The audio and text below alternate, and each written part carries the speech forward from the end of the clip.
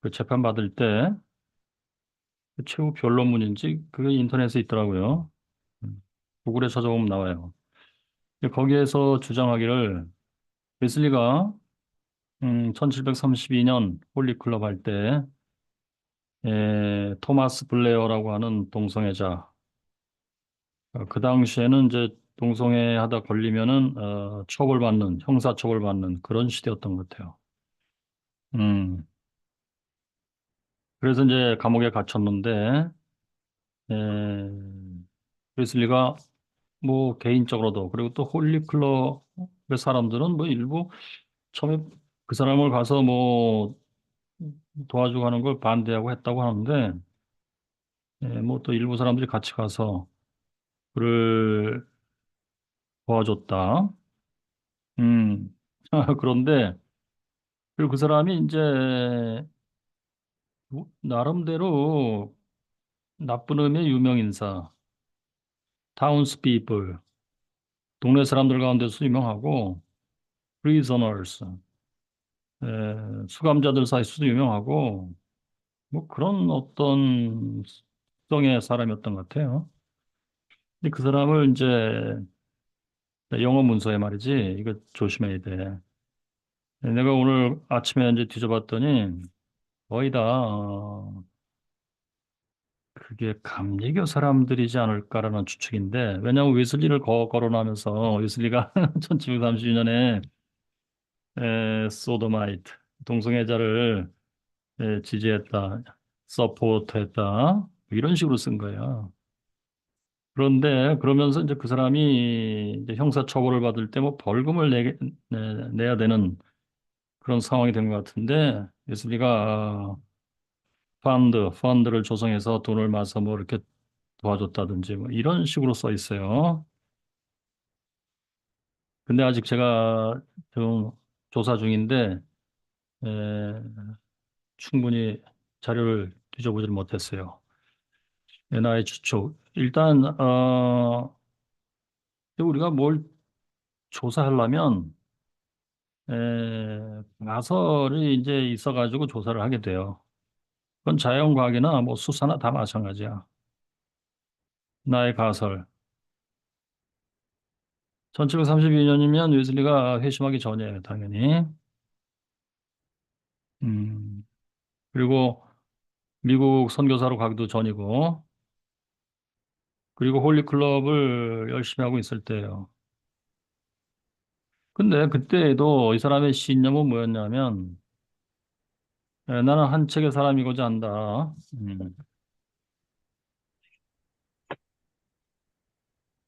이 책에서도 웨슬리는 자기가 회심하기 전에 부터도 그리스도의 완전을 추구하는 것이 굉장히 중요한 관심사였다 이거예요. 그래서 1725년부터 이 사람은 그리스도의 완전을 추구했다는 얘기야. 그러면서 쭉 나가서 1729년쯤 되면 나는 성경을 단지 읽기만 할 뿐 아니라 진리의 유일한 기준으로 삼고자 했다. 그리고 그리스도 안에 있던 마음을 갖는 것과 그리스도께서 걸어가셨던 것 같이 걸어가는 것이 나의 목표였다. 이렇게 돼 있단 말이에요. 회심 전에도 그랬어. 에, 이제 그러고 나서 이제 회심 후에는 물론 당연히 성경을 유일한 기준으로 삼겠다. 계속 그랬고 그리스도의 완전을 받는 것이 나의 목적이다. 그랬고 같아요. 근데 회심 후에는 그 방법을 터득하게 돼요. 그 방법의 핵심은 에, 이신칭이 칭의 은혜를 받고 이신칭의와 중생을 받고 성화, 성화의 은혜를 받으면서 진행되는 거예요. 음. 핵심은 칭의와 성화예요. 칭의와 성화의 기준은 유일하게 성경이야. 그거예요. 그러면서 웨슬리는 그 사에게 눈의 쓰기를 자, 그러면 칭의 은혜를 받으려면 전에 회개 은혜를 철저히 잘 가자. 그 회개 은혜 단계를 가는 방법이 뭐냐면 일절 죄를 끊어라야. 죄에 대해서는 뱀을 보고 피하듯이 철저히 피하라야. 그리고 하나님이 명하시는 거, 하라 하는 거, 명하시는 것을 철저히 준행하라. 그거예요. 그리고 은혜의 수단을 철저히 사용하라 이거야. 음. 그러면 웨슬리가 알고 있는 죄라고 하는 것은 성경을 유일한 기준으로 삼았으니 성경에서 죄라고 하는 건 다 죄라 말이야. 근데 응? 동성애 거기서는 이제 소도마이트라고 표현하는데 물론 동성애를 표현하는 단어로서는 좁은 단어예요. 소도마이트는 계간이에요. 계간하는 자. 그러니까 남자 동성애예요. 아주 쉽게 얘기해서 남자들끼리 학문 성교하는 자들이에요. 자, 그것이 로마서 1장에도 나와 있고, 그지? 여자끼리 잔다, 남자끼리 잔다. 하나님이 하늘 위로부터 진노하신다. 이거 나와 있고. 그다음에 우리가 엊그제도 봤습니다만 고린도전서 6장에 예? 탐색하는 자. 이거는 이제 틀린 번역이에요. 이게 진짜 빨리 고쳐야 돼. 탐색하는 자. 예. 그러니까 남자끼리 동성애하는 가운데 여자 역할하는 자. 남색하는 자는 남자 역할하는 자. 이런 다 하나님 나라를 유혹으로 받을 수 없다. 예, 중대 범죄인데 예, 웨슬리가 그것을 알고 있는데 그 사람을 토마스 블레어 동성애자를 예, 너 잘한다. 네가 하는 걸 나는 지지한다. 이렇게 했겠냐고. 자, 그리고 웨슬리는 이제 아예 탁 박아서 그의 설교 그게 뭐야 편협한 태도에 반대하여 이게 우리 표준 설교에 어디에 나와요?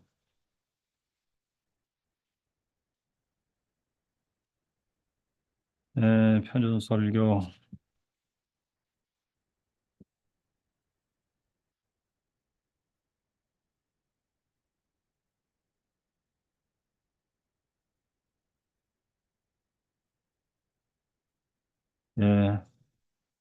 37번 표준 설교 37번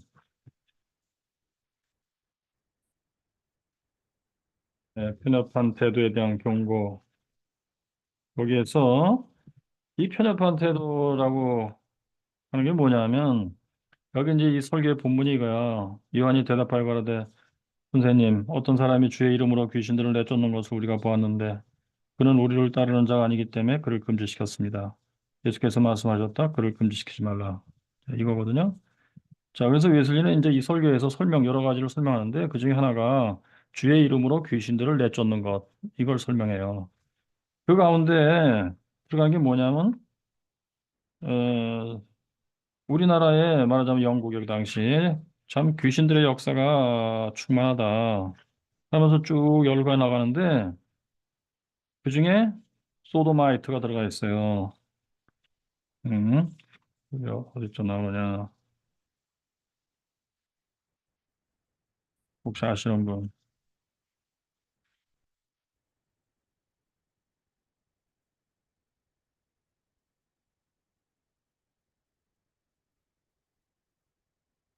귀신들,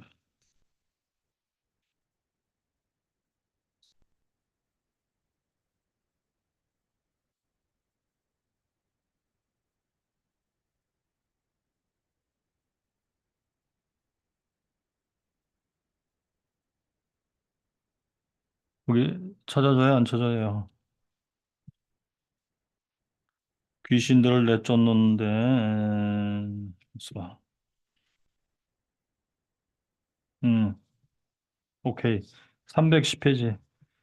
이 표준설교 3권, 표준설교 제3권, 네, 310페이지. 거기에, 어, 그 앞에 309페이지 맨 밑에 11번 단락. 이 괴물 같은 것들만 보다 보면, 그게 뭐냐면 이제 10번 단락부터 한번 읽어봅시다. 그러나 흉측하고 분명한 마귀의 짓들은 오직 이교도들만이 행하는 것이겠지 하고 바라겠지만 그러나 우리는 그렇다고 감히 말할 수가 없다. 잔인함과 피 흘리는 일들에 있어서조차 그리스도인들은 전혀 그들보다 못하지 않다. 스페인 사람들이나 포르투갈 사람들만이 자, 이거는 이제 로마 가톨릭이에요. 남아프리카에서 수천 명을 도살한 것이 아니다. 네덜란드 사람들만이 이건 칼비니스트예요. 동인도에서 또는 프랑스 사람들만이 북아메리카에서 스페인 사람들의 뒤를 한 걸음 한 걸음 따라간 것이 아니다. 그러니까 이게 제국주의의 뭔가 시작이야, 그지? 가서 토착민들을 살해하고 그러는 거야.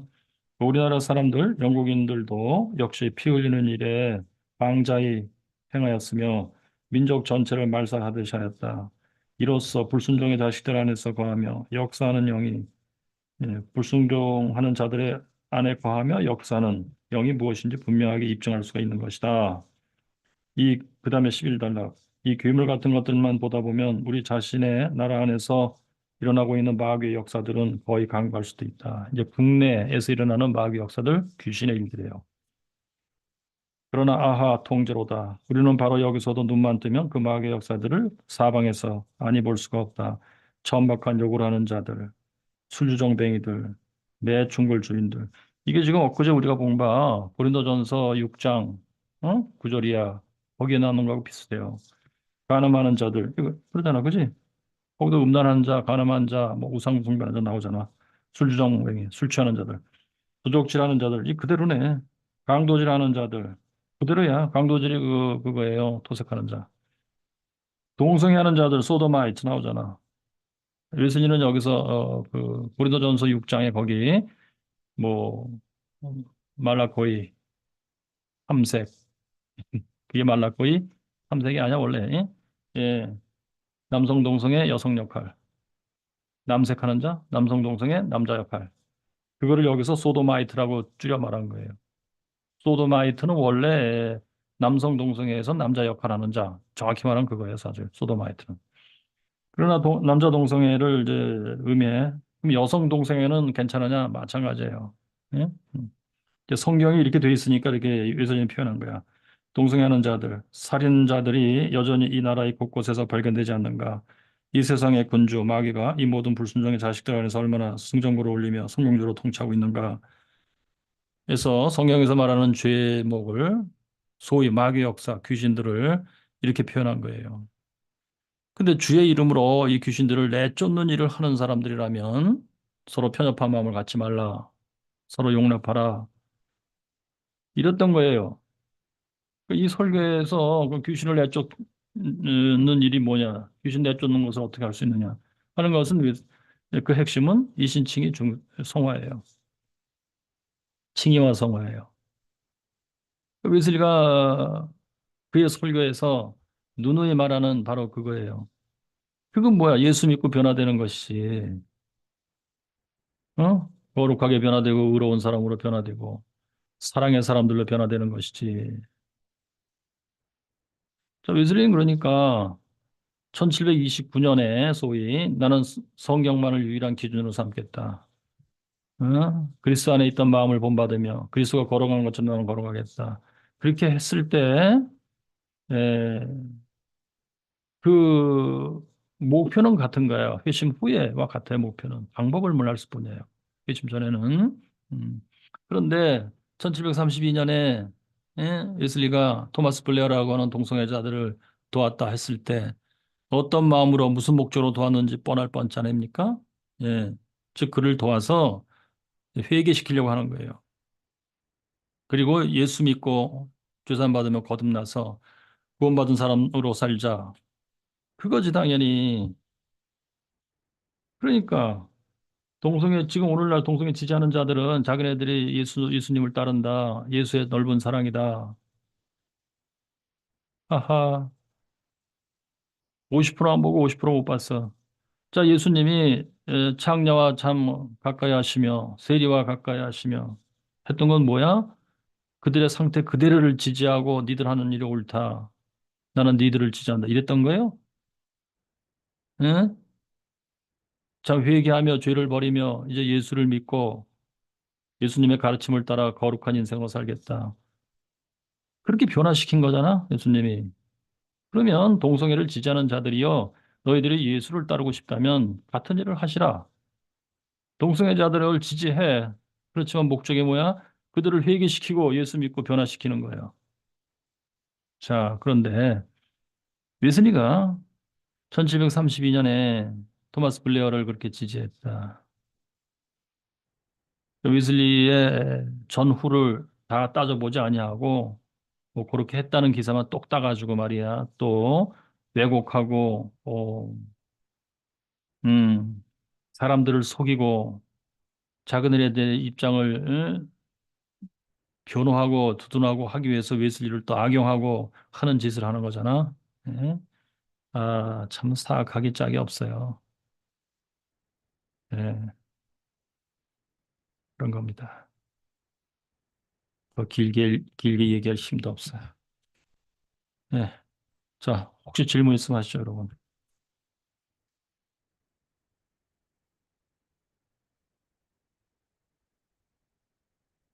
그러니까 참 세상이 참 갈수록 악해진다. 갈수록 악해져. 지금 읽어봤지만 웨슬리는 이게 지금 고린도전서 6장 9절 이하를 생각하면서 쓴 거예요. 그러면서 당시 영국 상황에 맞춰서 쓴 거야. 그러니까 여기 뭐 고린도전서 6장 9절 이하에 나오는 거 다 나왔어 거의. 응? 그런데 동성애하는 자들 소도마이트라고 표현했다고. 그 당시 웨슬리 당시 소도마이트라고 표현을 하고 그게 흔히 쓰는 용어였던 거예요. 그 당시. 그럼 그 당시에도 오늘날과 똑같아. 동성애자들이 있고 그렇게 참 뭐 그게 좋다 하고 자기네들은 그거 포기 못하겠다 하고 그 당시에는 형벌로 처벌한다 하는 시대였는데 동성애를 그럼에도 불구하고 하고 잡혀가고 뭐 그랬다. 오늘날하고 똑같은데 단지 이제 사회가 좀 바뀌었어. 그래가지고 동성애자들을 법으로 처벌하는 일은 소위 좀 문명 국가들에서는 안 한다 이거지. 독일도 형사법으로 처벌을 했었어요. 1930년도만 해도 그랬더라고. 히틀러 시대에도. 근데 그것을 내버린 게 언젠가 하면 2000년 들어와서였던 것 같은데 제 기억에. 그것만 달라졌을 뿐이에요. 사회가 달라진 거지 성경이 달라진 게 아닙니다. 사회에 얼마든지 참 요동치는 것입니다. 더 좋아지는 쪽으로 바뀌는 것도 있고 더 나빠지는 쪽으로 바꿔지는 것도 당연히 있습니다. 어? 생각해보면 그래요. 농사가 1만 년 전부터 개발되기 시작했다고 그렇게 제가 기억하고 있는데 그래가지고 참 곡물을 많이 먹게 된 거야 인류가. 그러면서 생긴 것 중에 하나가 뭐냐 하면은 당뇨병이에요 여러분. 탄수화물. 그래서 난 참 어떤 의미에서는 대재앙이 된 것입니다. 인류 문명이 발전해서 더 좋아지는 쪽으로만 가는 것이 아니라 말이야.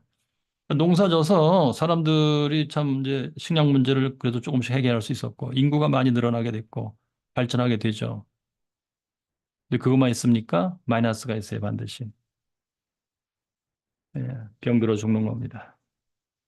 배 터지게 먹고 병들어 죽는 거예요.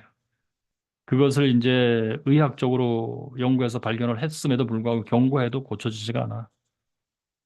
동성애도 그런 것일 거다. 뭐 자유다, 인권이다, 뭐 공정이다 어쩌고 그런 쪽으로 더 발전하는 거다라고 하겠지만 마이너스가 반드시 있다니까 예, 인류는 그것 때문에 멸망할 수도 있어요. 자, 그러니까 그래요. 요즘에 영국의 영화들을 보면 시대상을 반영을 한다고 보이는데 그 뭐야 제가 그 요즘에 넷플릭스에서 더 웨일이라고 하는 영화를 봤어요. 영어로 더 whale, 고래라는 뜻이잖아요. 제목이 그래.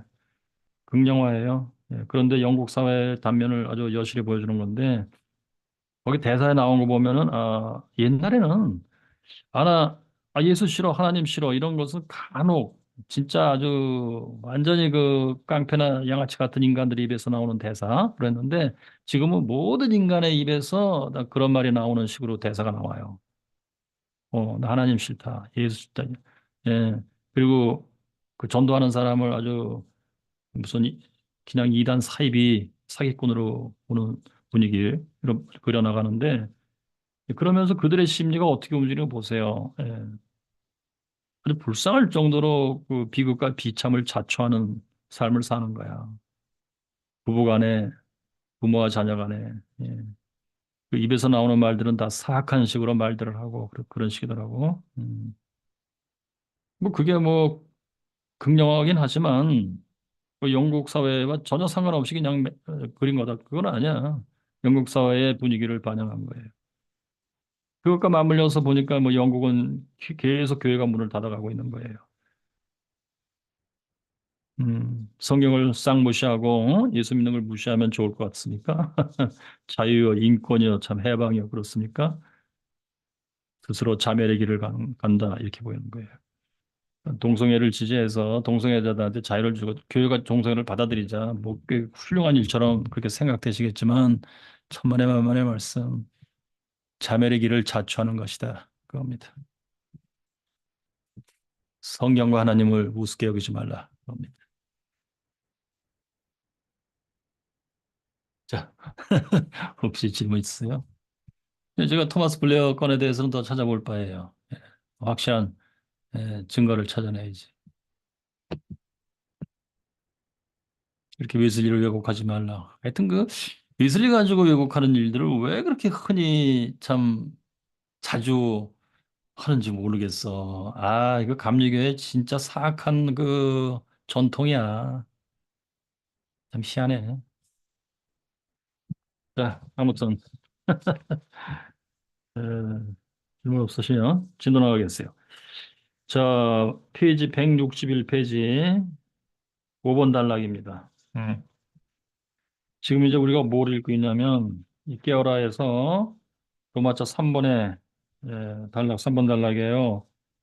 어, 약속이에요. 자, 네가 그러면 잠에서 깨어나면 그리스도가 빛을 비춰 주시리라라는 약속을 하셨는데 그 약속이 뭔지 계속 설명하는 겁니다. 자, 5번 단락. 너희는 모두 이러한 것들에 대한 자, 죄들의 용서와 성령의 선물에 대한 살아있는 증인들이 되기를 바란다. 자, 그러니까 그리스도가 빛을 비추린다의 내용은 이거야. 죄들의 용서와 성령의 선물이야. 음. 만일 내가 믿으면 믿는 그에게는 모든 것이 가능하다. 오, 뭐 이건 성경의 규절 그대로 인용한 거예요. 그러니까 모든 것이 가능하다 할 때 뭐야? 뭘 묘사할 것 같아? 하나님은 전능하시니 그걸 거야 아마. 약속하신 것을 능히 이루실 능력이 있다. 그러니까 의심하지 말고 두려워하지 말고 나와라. 그죠? 자, 너희들 중에 누가 주님을 두려워하면서 아직도 어두운 가운데서 걸어다니며 빛을 갖지 못한 자가 있느냐?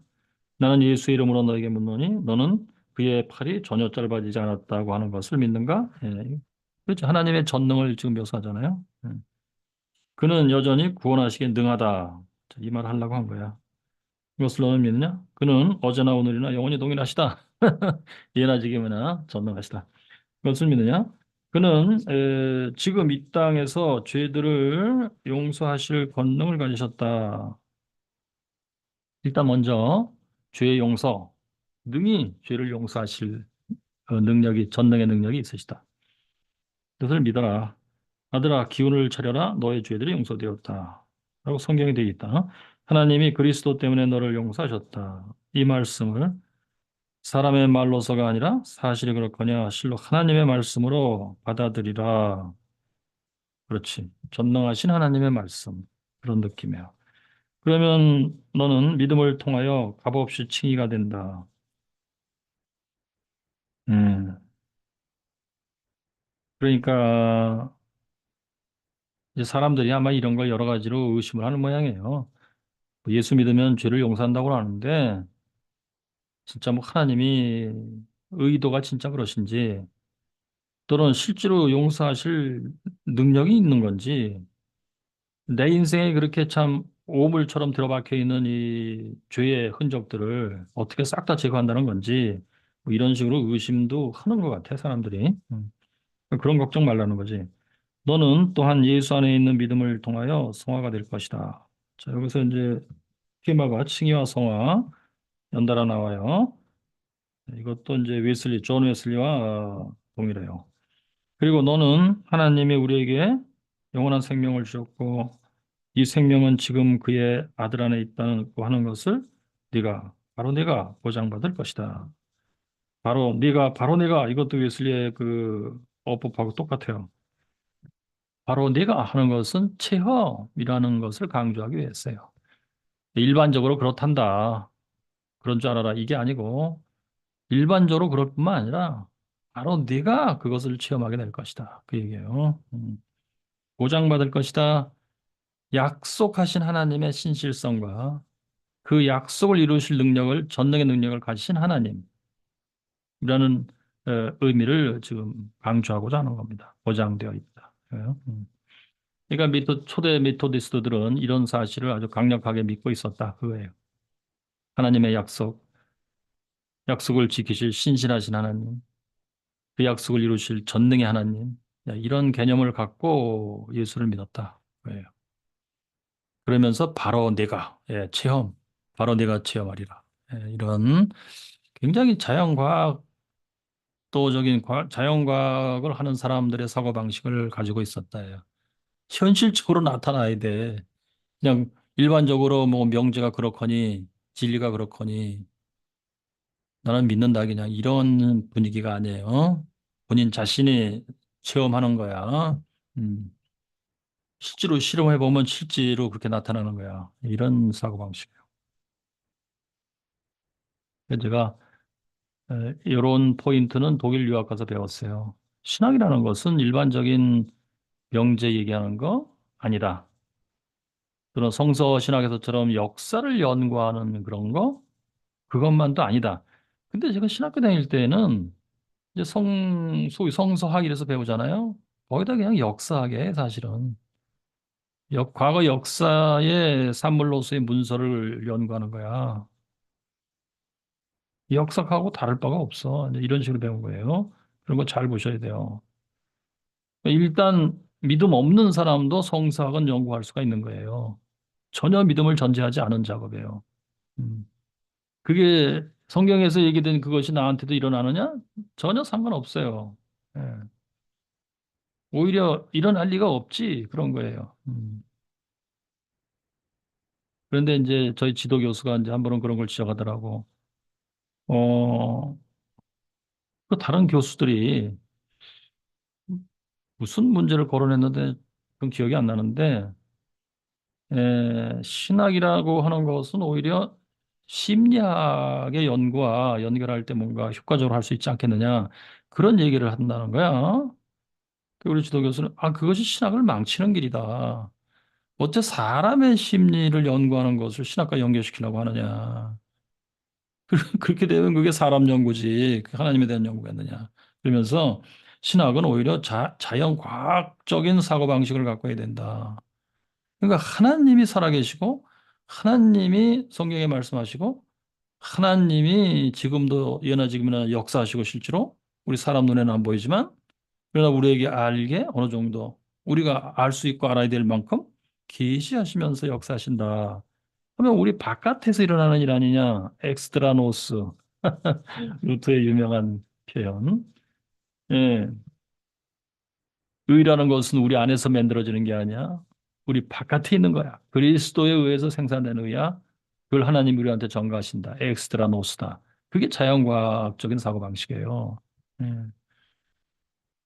신학은 자연과학적인 사고방식을 해야 된다. 왜? 하나님에 대한 연구니까.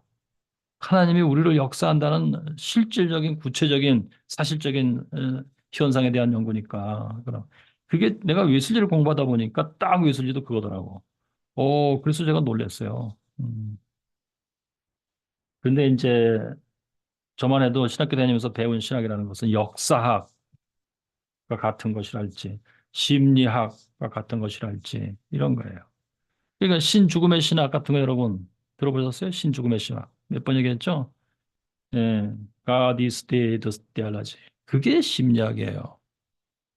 그 하나님이 죽었다는 게 우리 바깥의 객관적인 사실로서 입증된 거냐고, 그걸 입증할 수나 있겠냐고, 말도 안 되는 소리를 그렇게 용감하게 짓거리는 거잖아? 근데 그들로서는 확신을 갖고 얘기하는 거야. 신은 죽었다. 그럼 뭐에 근거한 확신이야 도대체 이게? 그들이 느끼기에 그렇다, 이게 느끼기에. 그러니까 기성세대가 기독교 세계관을 갖고 뭐 그렇게 참 사회를 뭐 만들어 나가고 그런다. 2차 대전 이후에도. 근데 새로운 세대들이 볼 때 참 위선이다. 2차 대전 때도 참 비인간적으로 비참하게 했고, 그런 후에도 뭐 기독교적으로 참 사회를 다시 건설하며 주일 성수하고 주일마다 나가서 그렇게 깨끗한 옷을 입고 예배드리며 그러는데 동시에 저녁 먹으면서 텔레비를 틀면은 왜 월남 전장에서 폭탄을 이렇게 퍼붓는 일이 나오느냐 이거야. 니들이 믿는 신은 죽은 거다 그러니까 기독교 필요 없다 이제. 애시당초 신은 없었다 신은 죽은 거다 뭐 이렇게 했는데 그들의 심리를 표현한 것이지. 그게 심리학이에요. 신학은 심리학으로 하면 안 된다 이거야 그러니까.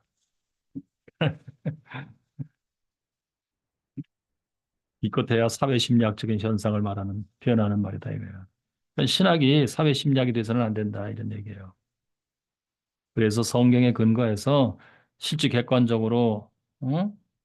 살아계신 하나님에 대해서 얘기를 할 수 있어야 된다 이거지. 웨슬리 설교가 그것을 잘 말하고 있어요. 그 점을 보셔야 됩니다. 음. 자, 그래서 웨슬리가 체험이라는 단어를 그렇게 강조한 거예요. 참 신기하잖아. 그게 자연과학이에요.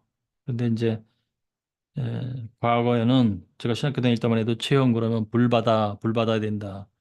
물론 하나님의 역사일 수 있어요. 예, 체험의 일부가 있어 있어. 근데 체험의 개념이 잘못됐어요. 그냥 무조건 성령 받는 거, 불 받는 것이 체험이야. 이렇게 했는데 그것뿐만이 아니고 하나님이 성경에 말씀하신 대로 우리한테 역사하신다. 이신칭의도 체험입니다. 그래서 성령의 증언으로 우리가 확실히 인식하게 한다. 성화도 체험이고 그리스도의 완전도 체험이고 회개 은혜에 들어가서 하나님이 회개 은혜를 주시며 나를 회개로 이끄신다. 그것도 체험이고 그렇다는 얘기야. 선행 은혜도 체험이고 양심의 가책, 선한 양심도 체험이고 그렇다 이거예요. 하나님의 성경에 말씀하신 대로 바로 너에게 지금 나에게 바로 나에게 역사하신다. 그게 체험이야. 음. 근데 옛날에는 불 받는 것만 체험인 줄 알았어요. 음. 자, 6번 달락. 사람들아, 그리고 형제들아, 나로 하여금 너희들에게 자유롭게 말하게 하라. 그리고 교회 안에서 아주 작은 자로 여겨지는 자로부터 듣는 권면의 말을 용납하여 주기 바란다. 예, 메토디스트로서 자기 자신을 뭐 겸손하게 지금 표현하고 있어요. 왜 그런가? 주님이 은혜스럽다는 것을 너희가 이미 맛보았다면 이런 일들이 그러하다는 것을 너희의 양심이 성령 안에서 너희에게 증언해 준다. 유일하게 참되신 하나님과 그가 보내신 예수 그리스도로 하는 것 이것이 영원한 생명이다. 이 체험적인 지식, 예, 체험을 강조하고 있어요. 찰스 웨슬리도. 오직 이것만이 참된 기독교이다. 그렇지. 예.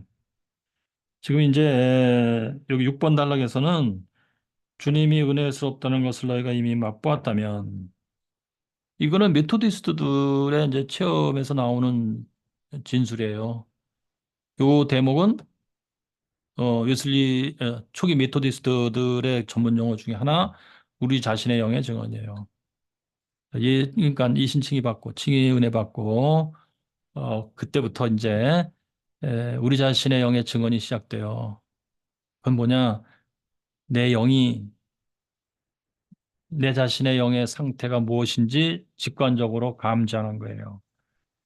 근데 이신칭의 칭의 중생을 받고 성화의 길로 들어선 영은 영혼은 성령의 9가지 열매가 발생돼 있는 거예요.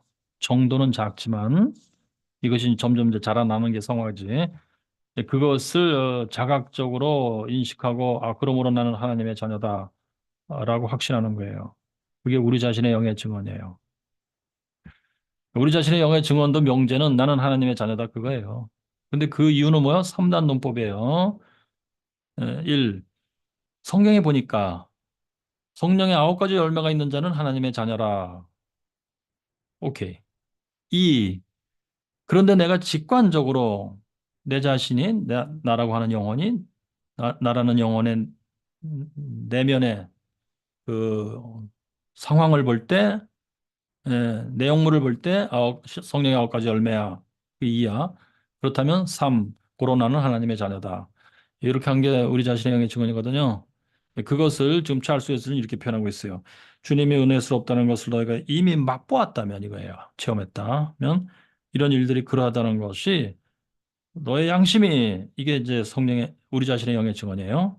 너의 양심이 성령 안에서 너에게 증언해 준다. 요 문장이 우리 자신의 영의 증언이에요. 너희의 양심이 성령 안에서 너에게 증언해 준다. 무엇을? 너희가 하나님의 자녀라는 것을. 예요. 근데 이제 우리 자신의 영의 증언이 마이너스로 갈 때가 있어요. 즉, 성령의 9가지 열매가 시원찮다. 그중에 몇 가지가 결여되어 있다. 이렇게 되면 우리 자신의 영의 증언이 에, 마이너스 증언하는 건데 그것은 본격적으로는 우리 자신의 영의 증언이라고 얘기를 안 해요. 우리 자신의 영의 증언은 항상 좋은 거예요. 나는 하나님의 자녀라. 나는 내 영으로 증언한다고. 응? 근데 마이너스도 증언해서 내가 느끼기를 하는 거 현상이 있어요. 그럼 이제 표현을 어떻게 해야 돼? 내 자신의 영의 증언이 상실된노라. 이렇게 해야지. 내 영혼에 성령의 9가지 열매가 온전치가 못해. 내 자신의 영의 증언이 상실되었다. 나는 오호라 비참한 인간이라. 하나님이여 내 자신의 영의 증언을 회복시켜 주시옵소서. 이렇게 기도가 문장이 그렇게 나가는 거지. 자, 그다음 문장. 유일하게 참되신 하나님과 그가 보내신 예수 그리스도 하는 것 이것이 영원한 생명이다. 이게 이제 성화가 잘 되고 있다는 뜻이에요.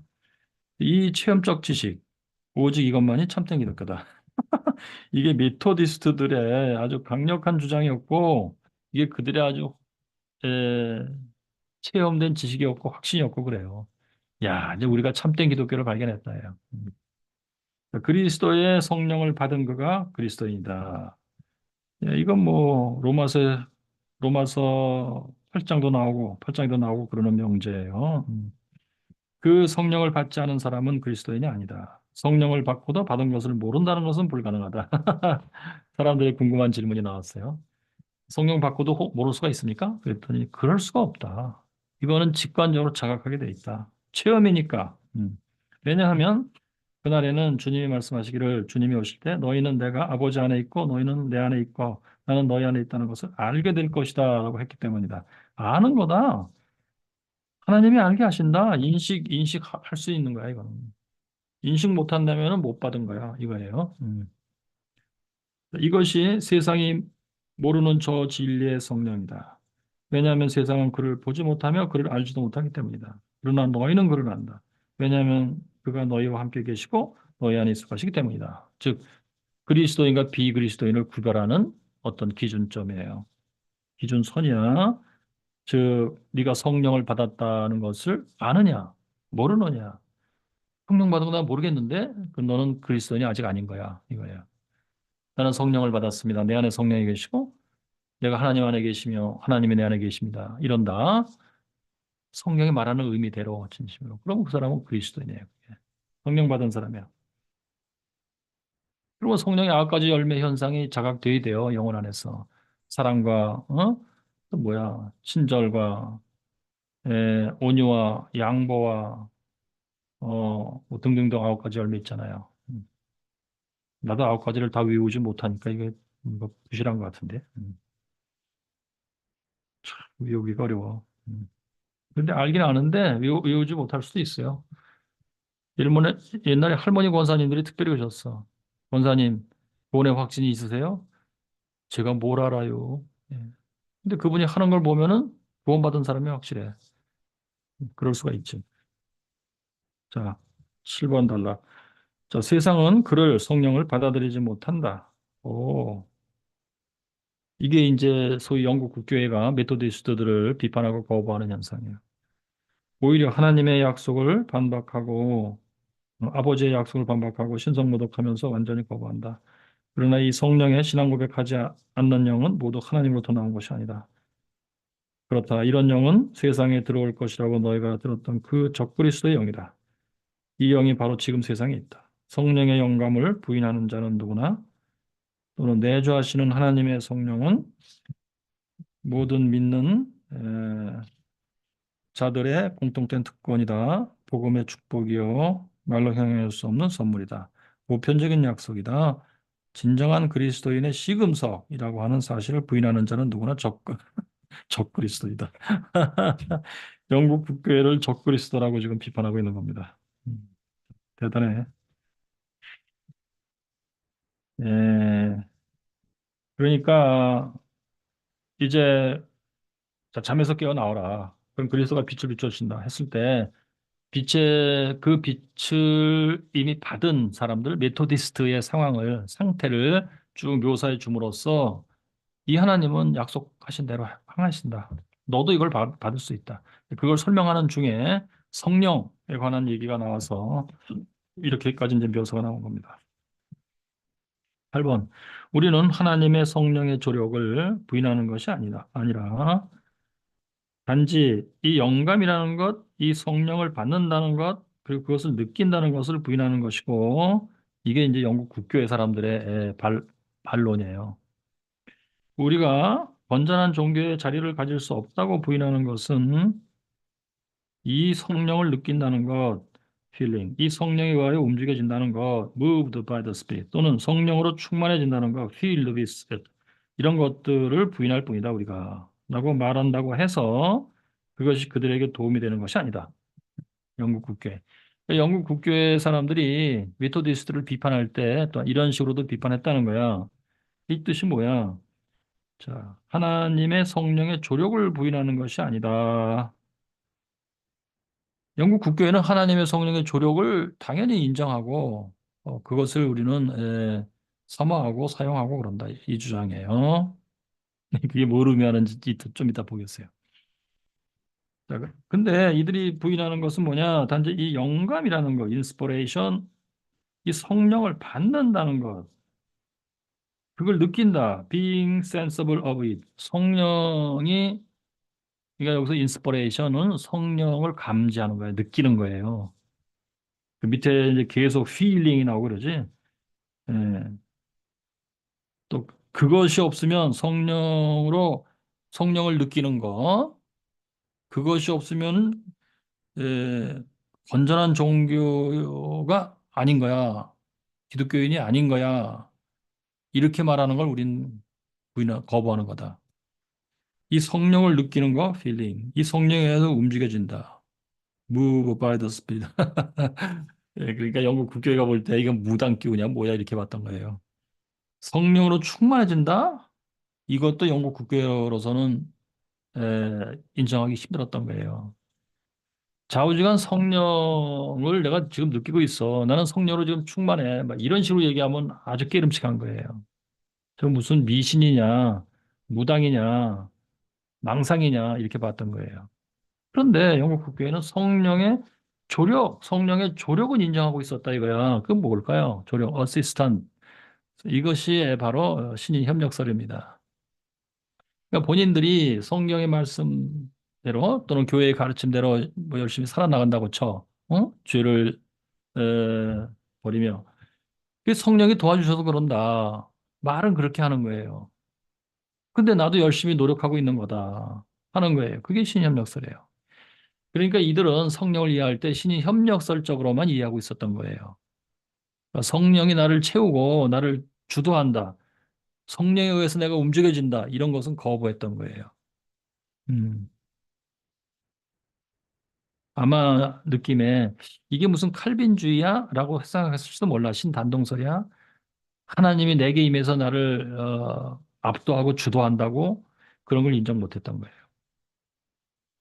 그러니까 성령의 실체를 내가 체험합니다. 이거를 인정 못했던 거예요. 그러면서 성령의 조력만은 인정했는데 그게 뭐겠어요? 사상이에요, 그냥. 자기의 세계관이고 자기의 인생관이에요.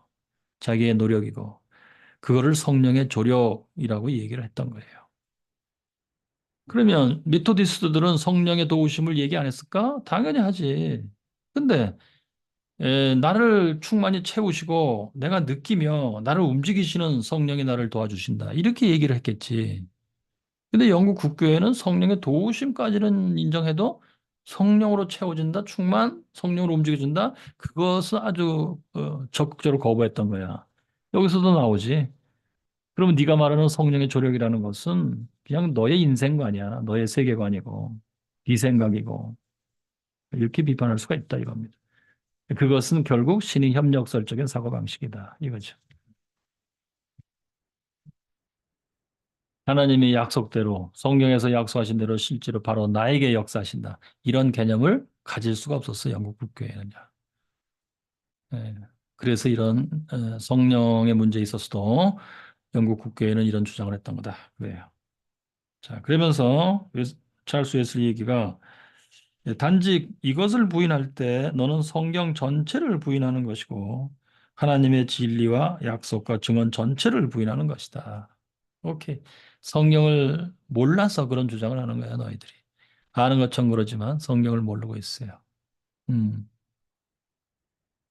그러니 찰스 웨슬리도 지금 이런 정신을 갖고 있는데 에, 아까도 얘기했듯이 토마스 블레어라고 하는 동성애자를 지지했다 할 때 이들이 성경을 참 꽤 알고 있던 사람들로서 성경이 동성애를 노골적으로 아주 명백히 죄라고 지적했는데 예? 그 동성애자를 참 옳다 잘한다라고 지지했겠냐고 좀 앞뒤를 맞춰가면서 생각을 해야 되지 않나? 응? 그러니 제가 오늘 아침에도 잠깐 구글을 뒤져봤습니다만 영어로 논문을 썼는데 그게 아마 감리교도 같아. 웨슬리에 대해서 웨슬리가 동성애를 지지했다 이걸 쓴 거야.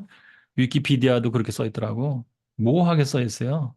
그냥 단순히 읽으면 한 두 서너 줄 썼는데 단순히 읽으면 웨슬리가 마치 또 그 동성애를 찬성하고 지지해서 도와준 것처럼 그렇게 써놨어요. 뭐, 퀴어 신학하는 자들이 썼겠지, 그 위키피디아를. 아니면 거기다 그렇게 보충을 했겠지. 음. 근데 이제, 물론 그들이 인용한 것은 하이젠 레이터라고 하는 웨슬리 전기가가 쓴 책, 웨슬리 전기 작가가 쓴 책을 인용한 건데, 인용했다기도 한 걸로 나와 있어요. 제가 한번 찾아봐야 되겠어요. 지금 하이젠 레이터.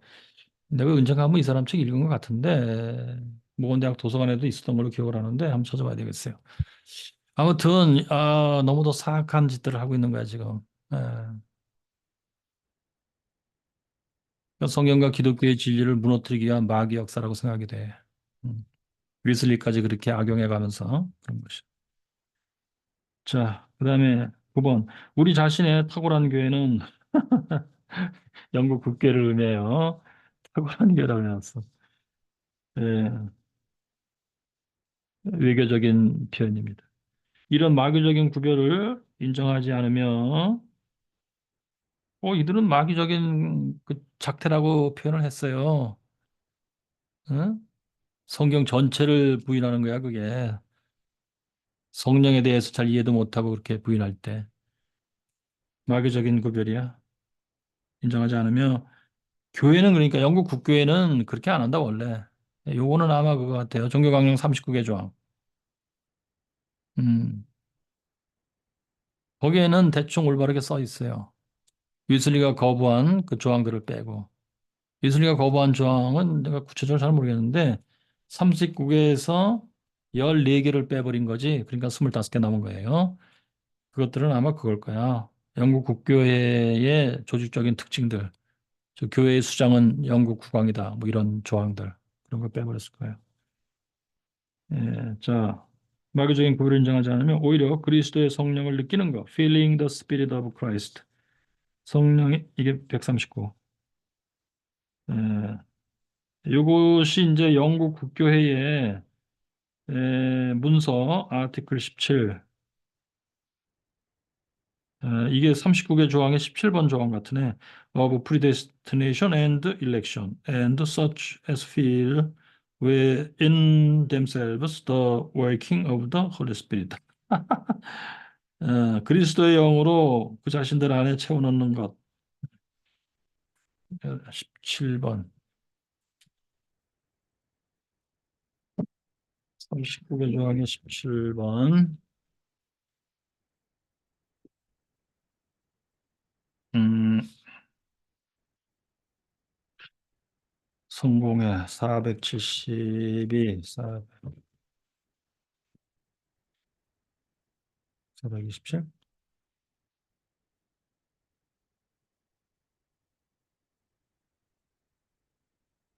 성공회에 에, 영국 성공회 신조 39개 신조 17번이 뭐냐? 모르겠어요. 예정과 선택에 관하여라고 되어 있네. 한번 읽어볼게요. 이것은 그러니까 우리 감리교의 25개 조항에선 빠져 있는 거예요. 뭐라고 되어 있나 보겠어요. 영생을 위한 예정은 하나님의 영원한 목적이다. 이것으로 땅의 기초가 세워지기 전부터 하느님은 여기 우리나라 성공회는 하느님이라고 하네. 하느님은 인류 가운데서 그리스도 안에서 선택된 사람들을 저주와 형벌로부터 구출하셨고, 그리고 이 사람들이 고귀하게 만든 그릇으로 그리스도가 주시는 영원한 구원을 얻도록 하시는 우리에게 숨겨져 있는 하느님의 뜻에 따라 결정되어 있다. 하느님의 탁월한 은혜를 받은 사람들은 하느님의 뜻에 따라 때가 차서 일하기 시작한 성령에 의하여 부름을 받은 이들이다. 이들은 은혜에 의하여 부르심에 순종하여 거저 의롭다 하심을 받으며 하느님의 아들로서 양자가 된다. 그들은 하느님의 독생자 예수 그리스도의 형상과 같이 되며 경건하게 선행을 행하다가 드디어 하나님의 자비로 영원한 지복을 얻는다. 예정과 그리스도 안에서의 선택을 경건하게 생각하면 이것은 경건한 사람들에게는 아주 즐겁고 유쾌하고 그리고 말할 수 없는 위로가 되며 또 이것은 그리스도의 영의 역사로서 육신과 지상의 지체의 행위를 죽이고 그들의 마음이 높은 하늘의 일들을 생각하도록 고양시키는 것으로 여기게 된다. 왜냐하면 예정과 선택은 그리스도로 말미암아 주어지는 영원한 구원의 신앙을 견고하게 완고하게 확립하는 동시에 하느님에 대한 사랑을 강렬하게 불붙여주기 때문이다. 그러므로 그리스도의 영을 갖지 못하는 불경건한 유격적인 사람들이 하느님의 예정의 선언을 염두에 두는 것은 가장 위험한 함정이며 악마는 이 함정으로 사람들을 절망으로 떨어뜨리거나 아니면 절망과 마찬가지인 가장 불경건한 허영 생활에 빠뜨려 넣게 된다. 더 나아가서 우리는 성서에서 일반적으로 기록되어 있는 같은 방법으로 하나님의 약속을 받아들여야 한다. 또 하나님의 말씀에 따라 우리에게 명백히 보여주신 하나님의 뜻은 우리의 행위를 통하여 실현되어야 한다. 웨슬리가 이것을 왜 빼버렸을까요? 여러분 생각은 어떠세요? 읽어보니까 느낌이 어때요?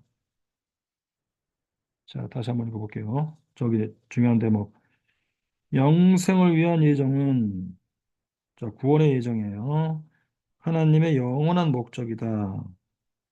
자, 이것으로 땅의 기초가 세워지기 전부터, 그러니까 피조세계 창조 이전부터 하느님은 인류 가운데서 그리스도 안에서 선택된 사람들을 이게 택자예요. 저주와 형벌로부터 구출했고, 이 표현은 뭐야? 저주와 형벌로부터 구출했고, 요거는 소위 타락 이후 예정이에요. 타락 이전 예정하고 구별돼요. 어떻게 구별되지? 타락 이전 예정은 그게 칼빈의 입장인데 여기서 타락은 아담의 타락이에요. 창세기 3장. 이거 하나님은 이제 만세 전에 작정하시기를 내가 이제 아담 창조하기 이전에 아담이 타락하기 이전에 내가 만들 인류 전체를 놓고 그중에 일부를 택자로 정하고 나머지는 불택자로 정하고 그렇게 해야 되겠다. 그렇게 정했어. 어, 그래서 이제 그 아담이 하나님이 정하신 대로 어, 타락하는 거야. 음,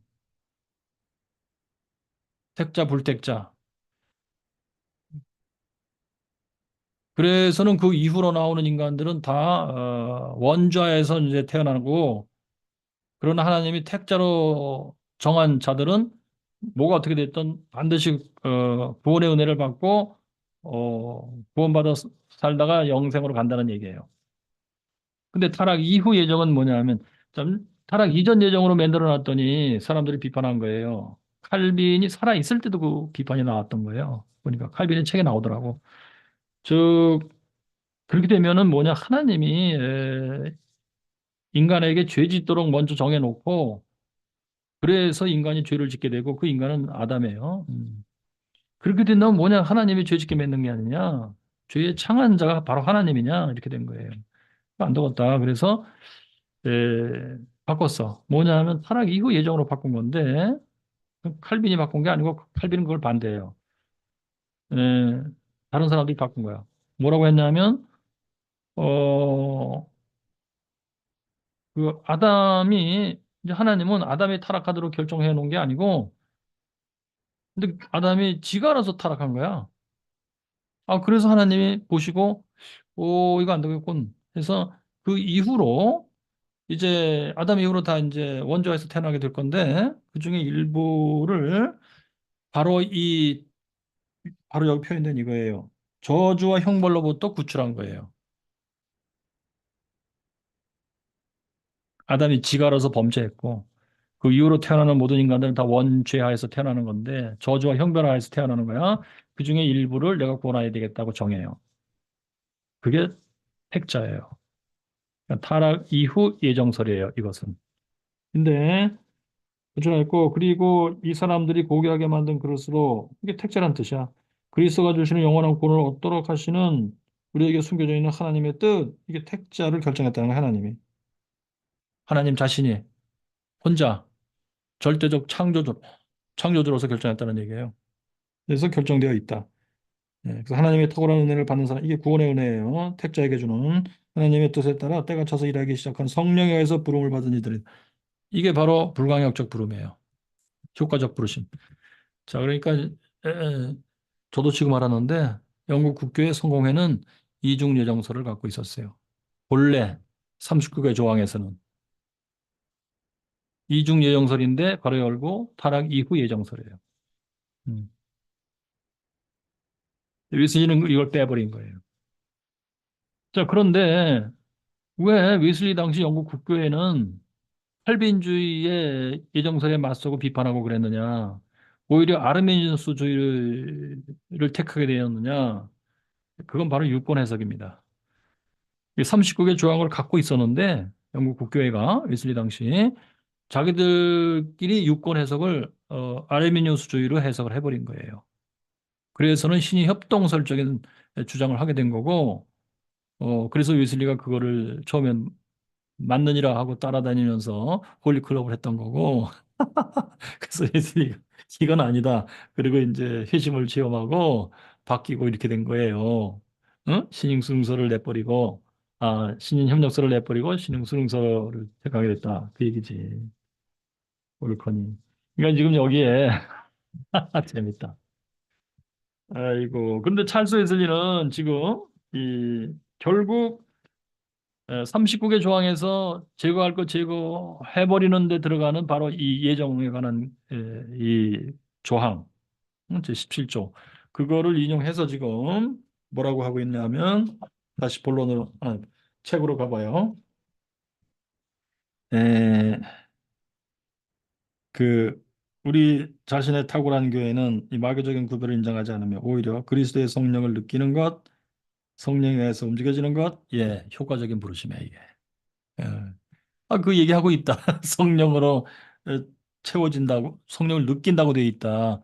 그래서 부르심을 받는 거야. 처음 예수 믿게 되는 거야. 택자가. 그럼 뭐가 됐든 아무튼 그 표현에 성령을 느낀다고 돼 있다. 그리스도의 영을 느낀다고 돼 있다. 그래서 찰스 웨슬리는 이걸 인용하고 있다 지금.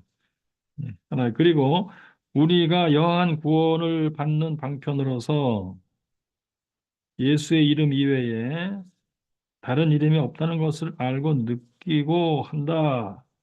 여기 느끼다가 이제 액센트가 있어요. 느끼는 거야. 141번. Visitation of the sick. 병든 자를 방문함. 자, 이러는 그 영국 국교의 교리 같은데 거기에 이런 문장이 있나 봐. 에,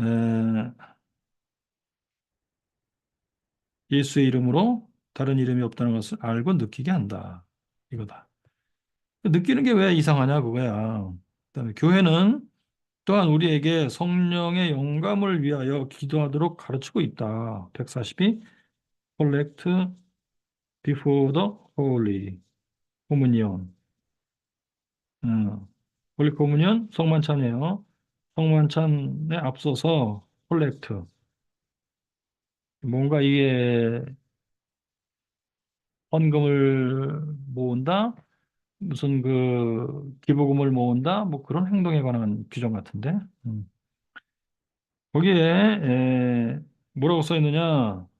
성령의 영감을 위하여 기도한다라고 문장에 나온다. 인스피레이션이 왜 틀리냐 그거야. 그렇다 우리가 성령으로 충만해지도록 기도하라고 가르치고 있다. 아니 이 교회의 모든 장로들은 안수함으로 성령을 받는다고 고백한다. 143. BCP가 뭐야? Ordering of Priests.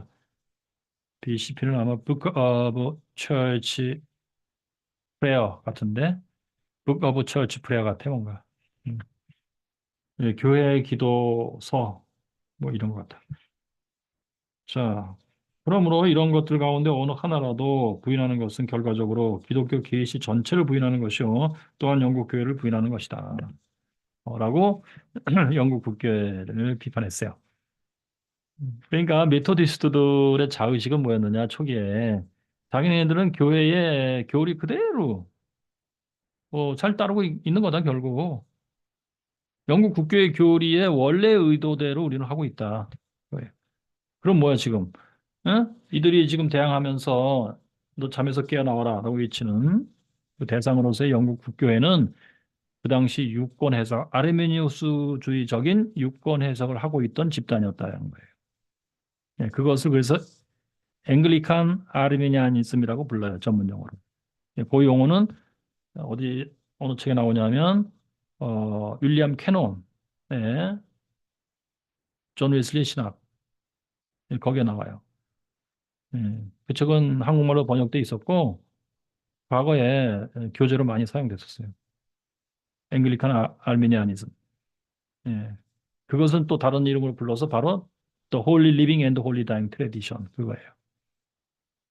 그 당시 영국 국교의 유권 해석이 바로 그 칼빈주의, 예? 청교도의 공격에 맞서서 결국 갖게 되는 입장인데 그래서 그렇게 된 거예요. 그리고 그것은 그 당시 사회의 분위기, 지식인들의 분위기에 맞춰서 나가기 위해서 그랬던 거예요. 예. 즉 인간의 행동, 인간의 이성과 뭐 양심과 도덕적인 행동, 계몽 그 당시 계몽주의 끝무렵이었거든. 계몽주의의 분위기에 맞춰서 지식인들의 사회 분위기에 맞춰서 교리를 해석하다 보니까 그렇게 된 거예요. 음, 참 희한합니다. 자, 그다음에 10번 단락. 그러나 하나님의 지혜는 항상 사람들에게는 어리석음이었다. 그렇다면 복음의 위대한 비밀이 옛날에도 그렇던 것처럼 지금도 지혜롭고 사려 분별 있는 자들에게는 감춰져 있는 것이고 에, 복음의 위대한 비밀이 지혜롭고 사려 분별 있는 자들 이것이 아마 세상에 지혜롭다고 하는 자들을 표현하는 말 같아요. 그들에게는 감춰져 있고 145 마태복음 11장 25절 그때 예수께서 대답하여 가라사대 천지의 주제이신 하나님이여 이것을 지혜롭고 슬기 있는 자들에게는 숨기시고 어린아이들에게는 나타내심을 감사하나이다. 이거구만. 지혜롭고 슬기 있는 자들. 세상에 자칭 지혜롭다는 자들이에요. 예. 그리고 복음이 거의 보편적으로 부인되며 조롱거리가 되며 광란에 지나지 않는 것으로 폭로되며 복음에 과감히 신앙 고백하는 자들은 모두 미친 사람들이요 열광주의자라는 이름으로 낙인이 찍히고 예. 이것이 바로 초대 메토디스트들이 당하고 있던 상황이었다. 그거예요. 그지? 이런 사실은 저는 놀라운 일이 아니다. 이것이 바로 도래한다 한 그 떨어져 나감인즉 146 데살로니가 후서 2장 3절 누가 아무렇게 하여도 우리가 미혹하지 말라 너희가 미혹하지 말라 먼저 배도하는 일이 있고 배도구만 저 불법의 사람 멸망의 아들이 나타나기 전에는 이르지 아니하리라 배도하는 일 떨어져 나가는 이. 즉 우리가 오늘날 땅 위에 퍼져 있는 것을 볼 수 있는 바 모든 신분의 고조를 막론하고 사람들이 빠져 있는 전반적인 배도이다. 오호. 찰스 웨슬리, 그러니까 존 웨슬리도 비슷해요, 사고방식이. 지금 영국 국교의 태도는 배도예요. 음. 그리고 그것을 따르는 분위기, 영국 사회, 크리스천들, 그건 배도예요. 음. 그리스도에게서 떨어져 나간 거야, 지금. 예루살렘의 거리들에서 이리저리로 달려라. 그리고 주 그의 하나님을 그의 온 가슴으로 사랑하고 그의 온 힘을 다하여 섬기는 사람을 하나 찾을 수 있을지 보라. 우리 자신의 나라도 불경건의 범람 아래서 이렇게 신음하고 있는가? 더 이상 앞을 내다볼 수도 없다. 매일같이 불경건의 범람 아래. 이거는 존 웨슬리가 그 영국 국교를 비판해서 쓴 설교에 나오는 표현같이 조차가 같아요. 음. 특별히 웨슬리 설교의 스크립처럴 크리스티애니티, 소위 대학 설교의 마지막 설교. 그 설교하고 그 설교 원고를 뺏겼다는 그 설교. 거기에도 이런 표현이 나와요. 매일같이 온갖 종류의 악행들이 얼마나 많이 저질러지고 있는가. 고압적으로 멋대로 죄를 짓고도 자신들의 수치스러운 것을 자랑하는 자들에 의하여 그런 악행들이 저질러지되 처벌받지 않고 넘어가는 일들이 너무 빈번하다. 그렇지. 자, 지금 이런 정신으로 지금 말을 하고 있는 이 사람들이 뭐 토마스 블레어 같은 동성애자를 찬성하고 지지했다고? 도와준 거는 맞을 것 같아. 근데 제가 그 지금 역사적 자료를 뒤져봐야 되는데 1732년에 쓴 웨슬리의 다이어리에 나온다고 그러는데 그 다이어리를 제가 갖고 있질 않아요. 웨슬리의 다이어리가 책으로 나온 거는 1735년부터. 그러니까 그렇지? 저널을 쓰기 시작한 이후로 이 책에 저널 있는데 그 여기도 다이어리가 나와요. 어디 뒤에 나올 거라나? 예, Journals and Diaries 뒤에.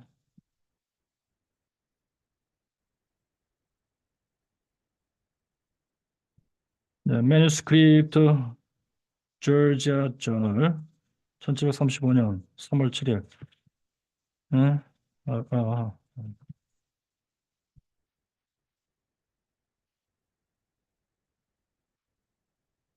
예, Manuscript Voyage Journal 배에서 쓴 거.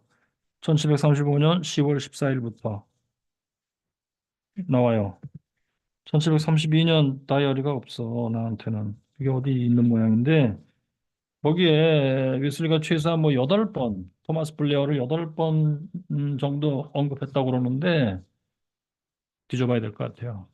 아무튼, 지금 찰스 웨슬리가 이 설교에서도 뭐 거의 99.9% 웨슬리와 같은 사상인데, 그 찰스 웨슬리가 여기 쓰기를 불경건의 범람 아래서 고압적으로 멋대로 죄를 짓고도 자신들의 수치스러운 짓을 자랑하는 자들, 악행이 저질러지되 처벌받지 않고 넘어가는 일들이 너무 범람하고 있다. 이래게 쓰고 있는데 동성애가 옳다고 찬성했다고? 말이 안 돼, 밀단. 앞뒤가 맞아. 응? 응. 그다음에 다 셀 수도 없거니와 욕하기, 저주하기, 불경스러운 짓들, 신성모독하기, 거짓말하기, 종상하기, 악담하기, 안식일 어기기, 탐식하기, 술 취하기, 복수하기, 매음하기. 이게 이제 고린도전서 6장 9절이야. 그거랑 비슷해. 간음하기 및 여러 가지 불결한 짓들, 사치하기, 불의한 일들, 억압하기, 착취하기, 이 모든 것들이 우리나라를 홍수처럼 뒤덮고 있다. 여기에 동성애가 소도마이트라는 단어가 사용되지는 않았어요. 그러나 여러 가지 불결한 짓들, 간음하기 및 여러 가지 불결한 짓들, 이게 이제 하나의 연결된 개념 같은데 여러 가지 불결한 짓들 여기에 아마 동성애가 포함되어 있을 거라고 추측이 돼요. 그다음에 11번.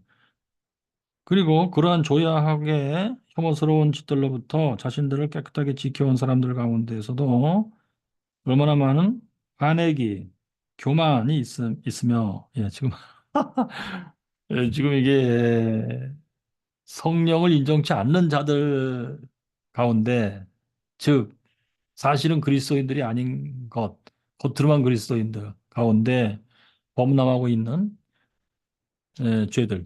그런데 그것뿐만 아니고 예루살렘의 거리들에 이리저리 달려보라. 한 걸 볼 때 여기 예루살렘은 은근히 런던을 암시하고 있는 걸까? 예. 아무튼 그 당시에는 기독교 국가예요. 영국이 자의식적으로 기독교 국가예요. 기독교 국가라고 하는 우리나라의 말이지. 범람하고 있는 죄들이 뭔지 지금 열거하고 있는 겁니다. 그러니까 메토디스처럼 믿지 않았기 때문에 그렇다 그 얘기예요, 지금. 그러니까 여기 자 조야하게 혐오스러운 그 죄를 짓지 않고 깨끗하게 지켜온 것 같은 사람들 속에도 다음과 같은 죄들이 있다. 관행이, 교만, 또 얼마나 많은 나태, 태만 있으며 얼마나 많은 안일함, 나약함, 얼마나 많은 사치, 방종, 탐욕, 야심, 칭찬에 대한 목마름, 세상 사랑, 사람에 대한 두려움, 이 있느냐. 이게 이제 웨슬리가 역시 지적하는 죄들이에요. 뭐 웨슬리의 설교 하나님 나라로 가는 길에서도 그 원죄 원죄를 묘사할 때도 이거 나와요. 그지? 그렇지 맞아. 에, 그 정서의 부패에 대해서 묘사할 때 세 가지로 묘사하지. 육신의 정욕, 안목의 정욕, 이생의 자랑. 이생의 자랑을 묘사할 때 이거 나와, 그지? 칭찬에 대한 목마름, 또 사람에 대한 두려움, 세상 사랑 이거 나와요. 그다음에 다른 한편 참된 경우는 얼마나 적은가? 그 이유는 하나님이 우리에게 주신 계명 그대로 하나님이나 이웃을 사랑하는 사람이 없기 때문이다. 오케이. 그 이유가 뭐야? 참된 경건이 없는 이유가 뭐야? 하나님의 계명대로 명령대로 준행하는 그것도 참 하나님을 사랑하고 이웃을 사랑하라 하는 계명을 지키는 자들이 없기 때문에. 한편으로는 경건의 외양조차를 갖지 못한 사람들이 있고 다른 한편으로 경건의 외양만을 가진 사람들이 있다. 그곳에 열린 무덤들이 서 있고 그곳에 회칠한 무덤들이 위선이에요. 서 있다. 그러므로 실로 사람들의 여한 공적 모임을 진지하게 관찰하는 사람은 누구나 우리 교회들의 모임들도 예외가 아닐 것이라고 나는 우려하거니와 그들 중 일부는 사두개인들이고 나머지 일부는 바리새인들이다. 쉽게 알아볼 수 있다. 전자는 사두개인들은 마치도 부활도 천사도 영도 없는 것처럼 경건에 대하여 거의 관심을 갖고 있지 않고 성경을 무시하는 자들이야. 후자는 바리새인들 참된 믿음도 하나님에 대한 사랑도 성령 안에서의 즐거움도 없이 경건을 단지 생명 없는 외양 혈기 없는 일련의 외적 행함으로 만들고 있다. 오케이. 그러니까 여기 바리새인들은 경건의 외양을 갖고는 있어요. 이 사람들은 그래도 뭔가 성경의 규칙대로 살라고는 해. 생명이 없다 이거지? 에, 경건의 능력이 없는 거야. 이신칭이 중생 성화가 없는 거야. 근데 그 앞에 사두개인은 뭐야? 이거는 노골적으로 성경을 무시하는 자들이에요. 아하. 교인들을 이 두 부류로 지금 분류해서 묘사를 하고 있어요. 영국 국계 교인들을. 그것도 점잖다는 종류의 인간들이에요. 두 부류를 이렇게 묘사하고 있어요. 어디에서도 진정한 경건을 찾아볼 수 없다 이런 얘기예요. 12번 단락. 이 자리에 있는 우리는 예외로 할 수 있기를 이 자리가 뭘까? 이게 아마 설교하는 자리 같은데 이게 옥스포드 설교였는지 이거 찾아서 한번 확인을 해봐야 될 것 같아요. 내가 아직 확실히 확인을 못했어요. 이게 이 설교가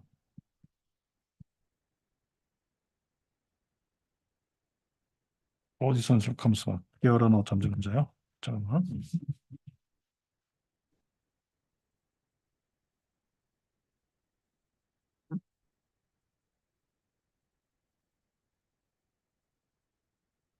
네,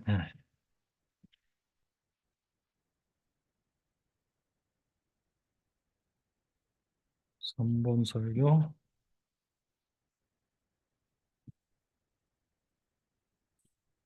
오케이. 뭐라고 써있나 한번 보겠어요. 아하. 아, 여기 이거를 번역에 넣었어야 되는데 빼버렸네. 이렇게 돼, 이렇게 돼 있어요. A sermon preached on Sunday, April 4th, 1742. 1742년 4월 4일 주일날 설교한 거예요. Before the University of Oxford. 네, 옥스퍼드 대학 앞에서 했는데 옥스퍼드 대학 건물 앞에서 한 건지 아니면 대학 채플에서 했다는 얘기인지 가만있어 봐. 웨슬리의 설교도 어떻게 표현되어 있나 한번 보겠어요. 자, Salvation by Faith. 웨슬리 이건 맞아. 이것도 이게 소위 University Sermon이라고 하거든. 표현이 이렇게 돼 있어요. A sermon preached at Saint Mary's, Oxford, before the university. Before the university 뭐냐면 대학 구성원들을 회중으로 삼고 설교했다는 뜻이에요. 아, 찰스 웨슬리도 옥스퍼드 대학의 채플에서 설교를 한 거야. 찰스 웨슬리. Student of Christ Church. 아, 크라이스트 처치라는 게 아마 여기 칼리지의 이름 같아요. 예, 스튜던트 학생으로서 학생 입장에서 한 설교구만요. 찰스 웨슬리가. 찰스 웨슬리가 펠로우 입장에서 한 게 아니에요.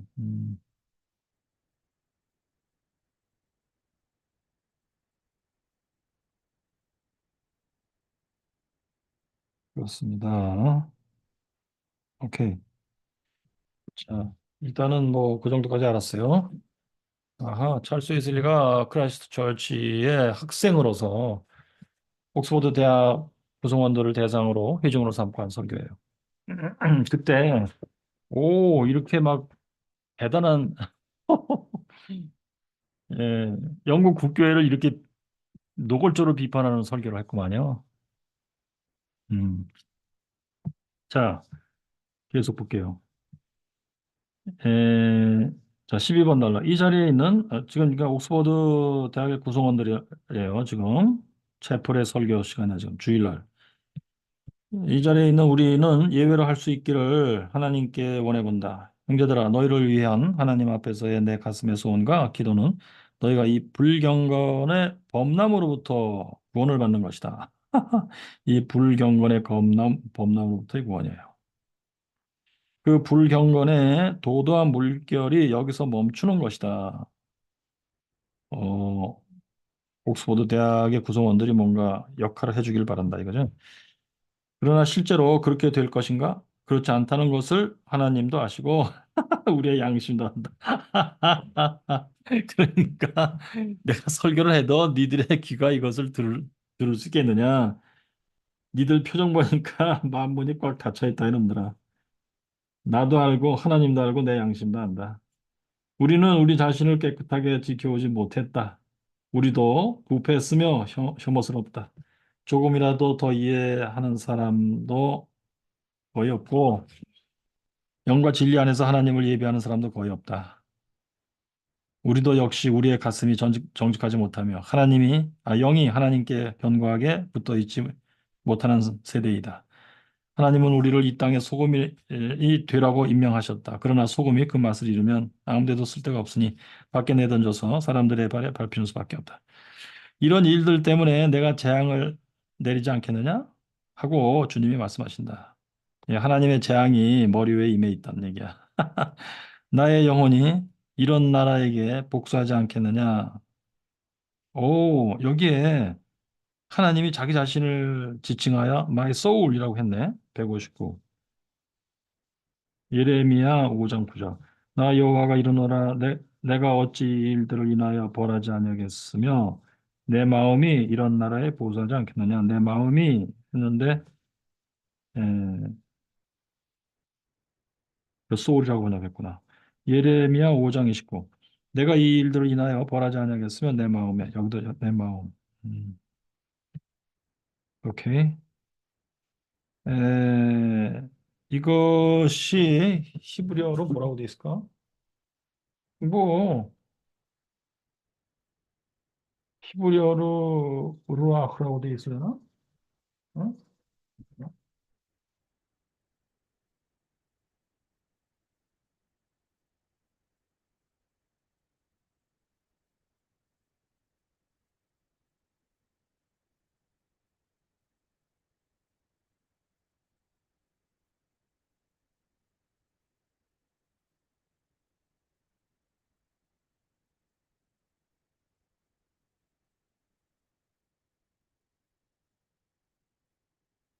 예레미야 뭐야? 5장 9.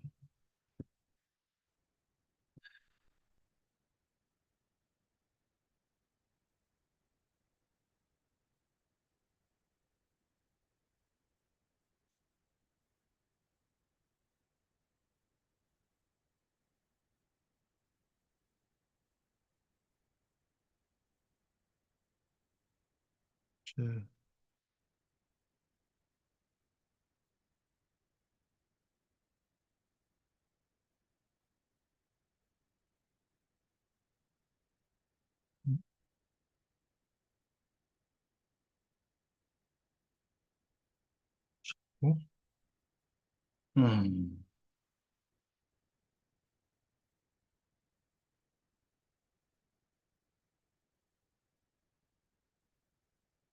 나의 마음이 my soul 네페시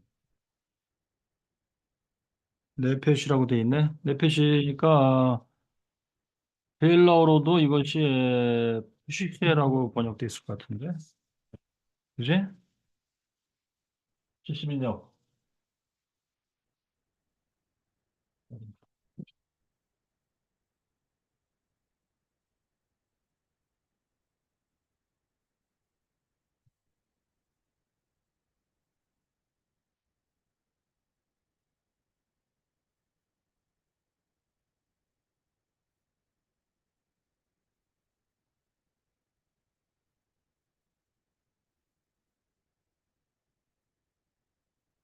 예레미야 5장 9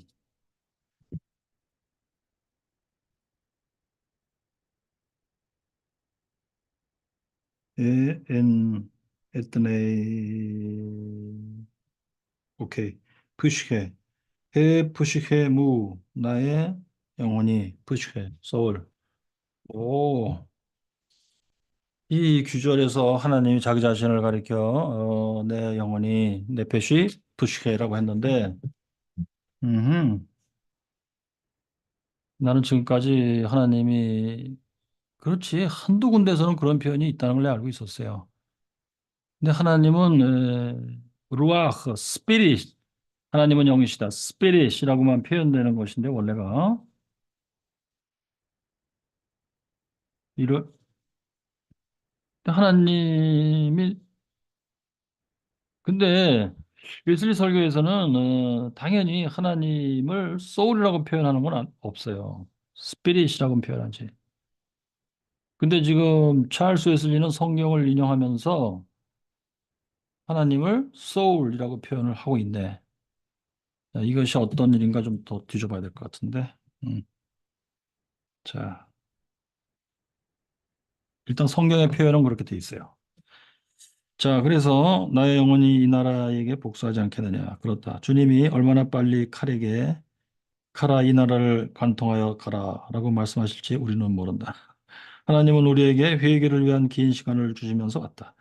하나님은 금년에도 우리를 내버려 두신다. 그러나 그는 천둥으로 우리에게 경고하시며 깨우신다. 하나님의 심판들의 소문이 지금 지상 위에 여기저기 들려온다. 이게 아마 전쟁에 관한 얘기일 것 같은데, 160일. 예. 웨슬리 당시에도 전쟁들이 꽤 있었어요. 아주 대표적인 전쟁이 7년 전쟁이에요. 네? 그게 영국과 프랑스 사이의 전쟁이었던 것 같은데 7년 전쟁이에요. 근데 그 시기에 메토디스트 집단에서는 그리스의 완전을 받는 일들이 막 폭발적으로 일어났던 거예요. 예, 7년 전쟁의 연도가 어떻게 되나? 음.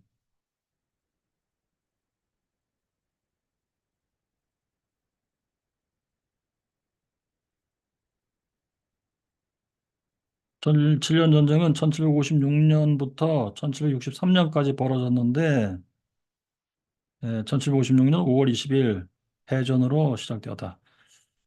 1756년부터 시작됐잖아요.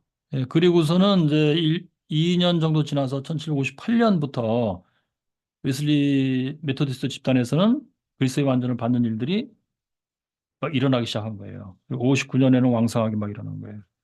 참 신기해요, 그죠? 그리고 우리가 이제 그 웨슬리의 책, 그리스의 완전에 관한 거짓 없는 성경, 그 책에서 이제 소개된 그 여자, 아, 그 여자 이름이 뭐지? 제인 쿠퍼입니다. 제인 쿠퍼. 네, 제인 쿠퍼. 제인 쿠퍼의, 여기 있구나. 간증도, 바로 이 7년 전쟁 동안에 있었던 거예요. 참 대단히 의미심장합니다.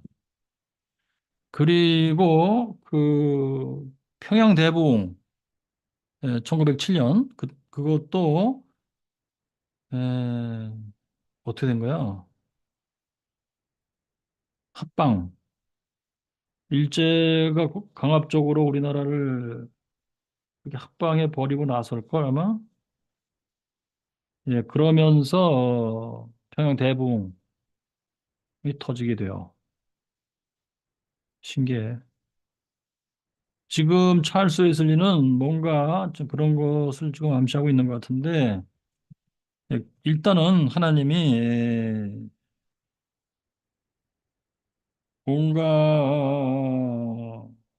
회개를 위한 시간을 주셨는데 하나님은 금년에도 우리를 내버려 두실 것 같다. 그러나 그런 천동으로 우리에게 경고하며 깨우고 있다. 하나님의 심판이야 그게. 전쟁이 하나님의 심판이야. 하나님의 심판의 소문들이 지금 지상 위에 여기저기서 들려오고 있다. 그래서 만일 우리가 회개하여 최초의 그 행위들을 행하지 않으면 회개하며 회개의 열매인 것 같은데 그 최초 행위들. 우리가 종교개혁의 원리들로 돌아가지 않으면 이게 칭의와 성화예요. 그지? 이신칭의를 핵심으로 하는 칭의와 성화야. 돌아가지 않으면 복음의 진리와 오직 복음, simplicity of the gospel, 오직 복음으로 돌아가지 않으면 가장 무거운 심판, 즉 하나님이 우리에게 신속하게 오셔서 우리의 촛대를 그 자리에서 옮기실 것이다. 것을 기대할 모든 이유가 우리에게 있다. 야, 굉장히 이제 성경의 용어를 가지고 이제 표현을 했는데 굉장히 상징적인 표현이에요. 촛대로 옮기신다는 게 구체적으로 뭐야? 기독교가 소멸된다는 거야, 뭐야? 요한계시록에 나오는 표현입니다. 그렇죠. 근데 이게 구체적으로 뭘 의미하는 거야, 이게? 그건 모르겠어, 그지? 뭔가 지금 경고의 분위기는 굉장히 강렬한데 촛대로 옮기시리라 이런 말들 많이 하지. 근데 상당히 공포스럽고 겁주는 표현으로 많이 사용했어. 근데 구체적으로 뭘 어떻게 된다는 얘기인지 잘 모르겠어. 예. 에, 지금 찰스에서도 그래요. 구체적으로는 162. 요한계시록 2장 5절. 왜요? 아마도 우리는 지금 우리를 구원하시려는 하나님의 은혜의 마지막 노력에 저항하고 있는 것인지도 모르겠다. 우리는 지금 우리를 구원하시려는 하나님의 은혜의 마지막 노력이다. 야, 지금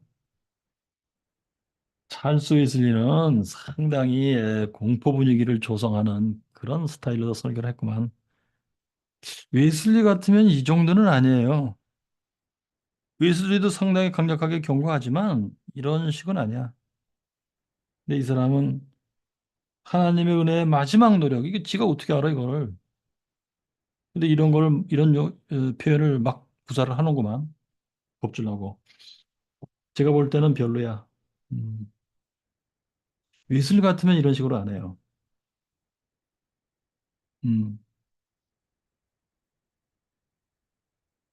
웨슬리 같으면 뭐라고 했을까? 웨슬리는 상당히 진지하고도 침착하게 설득하는 그런 방식을 쓰지. 자, 예를 들면,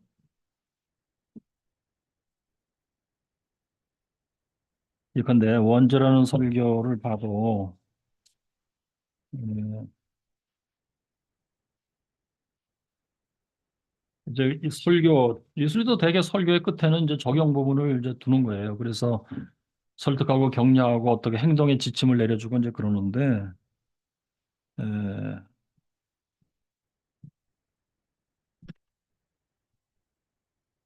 음,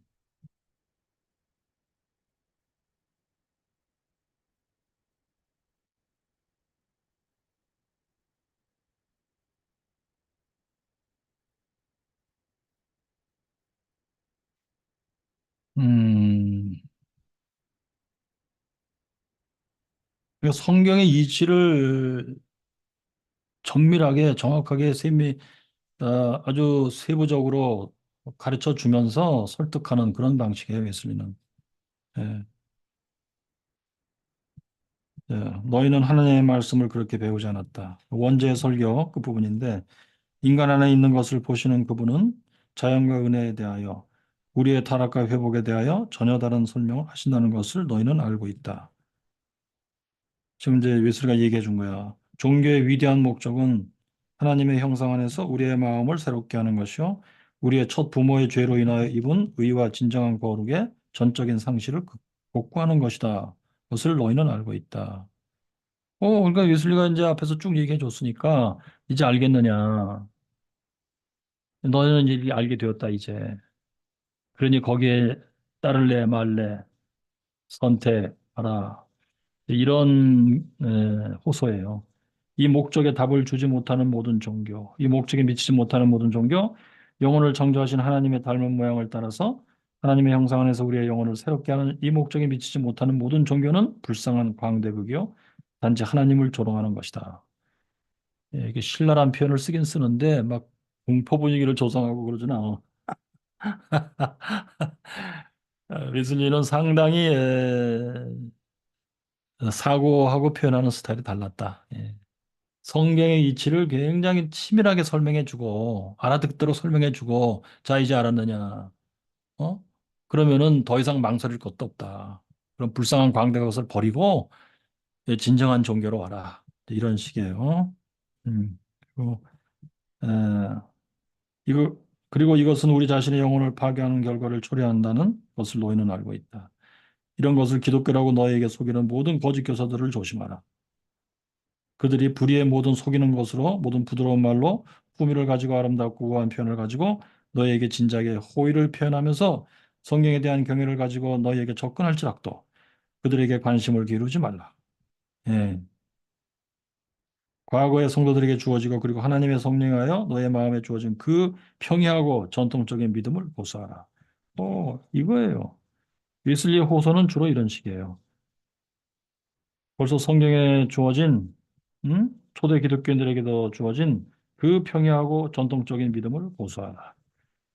예, 화려한 언변이나 그런 광대급 같은 것에 속지 말아라. 이런 조예요.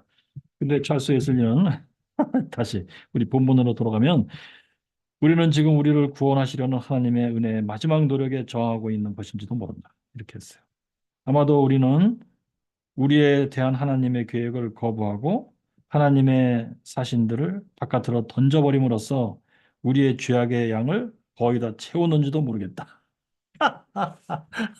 끝까지 이는 지금 저항과 거부와 하나님 말씀 내던져 버리기를 이제 채우는 짓을 해왔는데 거의 다 채웠다 이제. 예. 니들이 한 번만 더 채우면 끝장이다 이제. 이런 식이에요. 14번. 오 하나님 진노 가운데서도 자비를 기억하소서. 이게 마지막 기도 같은데. 네. 예, 우리의 파멸이 아니라 우리의 개혁 안에서 영광을 받으시옵소서. 우리로 하여금 매를 듣게 하시고 그것을 지정하신 분의 소리를 듣게 하소서. 당신의 심판들이 온 땅 위에 있는 지금 세상의 저주자들로 하여금 의를 배우게 하소서. 예. 나의 형제들아, 지금이 우리가 잠에서 깰 최적의 시간이다. 주님의 에,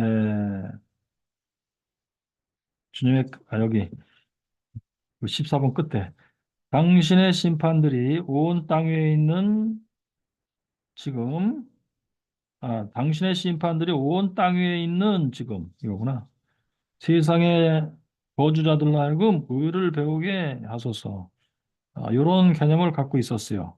웨슬리 초대 메토디스트들은. 그래서 웨슬리는 그때 몇 년도인가 멜버른 그게 포르투갈이에요. 거기서 엄청난 지진이 일어났었는데 그때 그거에 대해서 에세이를 쓴 게 있어요. 뭐라고 했겠느냐? 음? 멜버른 지진.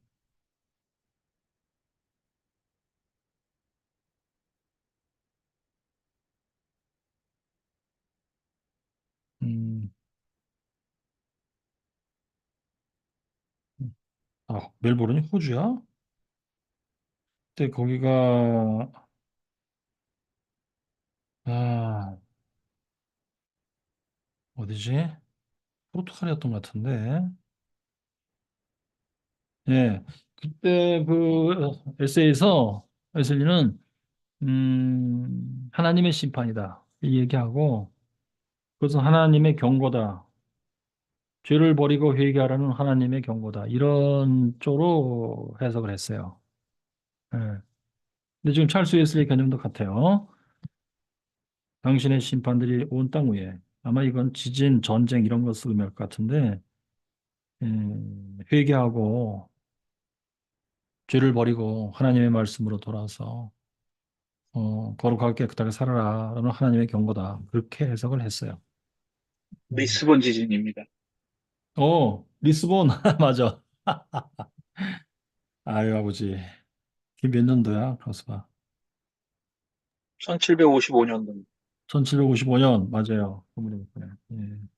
자 그러면 여러분 몇 년도인가 그때 쓰나미 그 인도네시아인가 어딘가 해안에서 쓰나미가 일어나서 뭐 대단한 사건이 있었어요. 많은 사람이 죽고 우리나라에서도 이제 구호팀이 가가지고 의료팀도 가고 해서 참 도와주고 했던 막 날씨도 더운데 막 시신들이 썩고 이런 상황에서 그랬을 때 우리 감리교회 어떤 큰 교회 목사님이 소위 보수파 부흥사 하나님의 심판과 저주가 내렸다. 우상 숭배한 것에 대한 그게 이슬람교인지 뭐 그러겠지. 에 대한 하나님의 심판과 저주다. 이렇게 이제 표현을 했어요. 그랬더니 대 난리가 났어. 어떻게 이렇게 잔인한 말을 할 수 있느냐. 예? 예, 등등. 여러분 생각은 어떠세요? 그 목사님의 발언이 틀린 말인지 맞는 말인지 또 예수님의 이 말씀을 어떻게 생각하세요? 어디야? 예루살렘이 어디야? 글수록 기억이 가물가물한데 뭐 커다란 굴뚝이 무너져 갖고 뭐 일곱 명이 깔려 죽었어? 그 예루살렘 아니 딴 지역인가 보다. 하나넬 망대. 예? 하나넬 망대? 음. 근데 그런 일이 예루살렘에서는 안 일어날 줄 아냐? 예. 하나님은 얼마든지 하신다. 너희들이 그들보다 죄가 적어서 지금 뭐 괜찮은 줄 아느냐? 이런 분위기로 말씀하신 건데 예수님이 예수님 개념도 그거잖아요. 죄에 대한 하나님의 징벌이고 뭔가 경고다. 그렇게 이해한 거예요. 재난, 재앙을. 음, 제 생각은 그래요. 그때 그 목사님의 말씀이 성경적으로 근본적으로는 맞아요. 틀린 말은 아니야. 성경의 개념이 그래. 그런데 이제 말하는 방식에 있어서는 뭔가 여러 가지 생각할 필요가 있었다 이거지. 우선 먼저는 자, 구호대를 보내고 우리 교인들도 힘을 합쳐서 어떻게든지 도와줄 길을 찾자. 뭐 돈도 모아보고 지원도 하고 사람도 보내고 한번 해보자. 이 말부터 먼저 했어야 돼. 그러면서 어 우리도 경각심을 갖자. 뭐 우리는 죄를 안 져서 하나님이 뭐 우리는 보호하신 줄 아느냐? 그게 아니다. 하나님의 하시는 일에 대해서 우리가 경외심을 갖고 우리의 마음을 새롭게 하여 참 예수 믿는 일을 새롭게 할 바이다.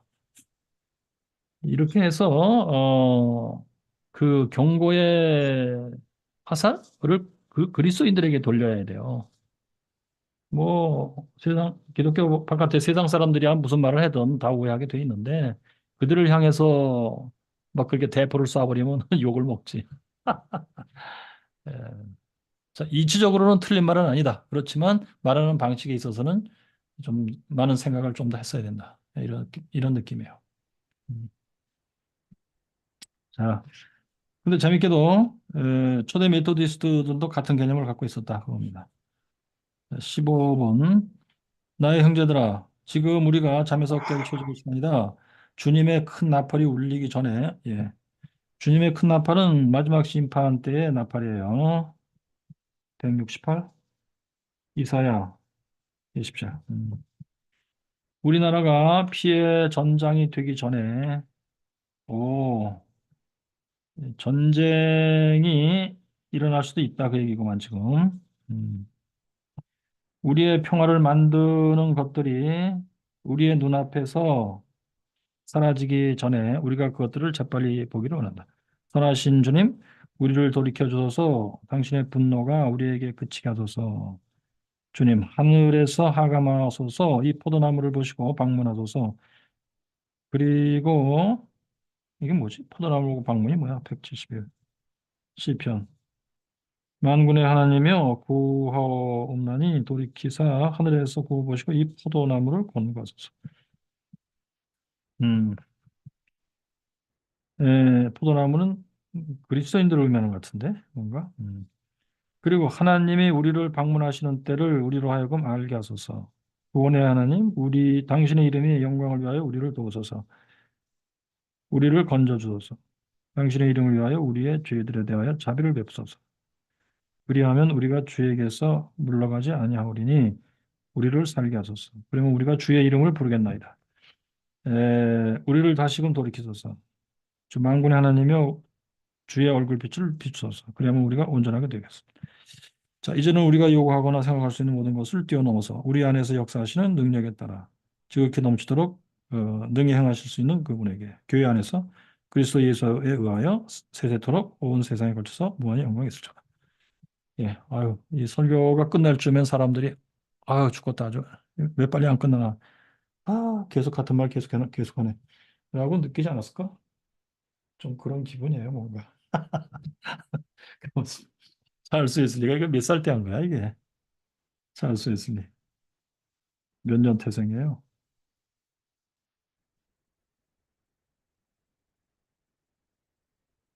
살 수 있을 리 1707년 태생이네. 웨슬리보단 4살 어리구만. 네. 그러면 1742년, 1742년에 했어요. 1707년은 35살? 35살에 한 설교네. 그지?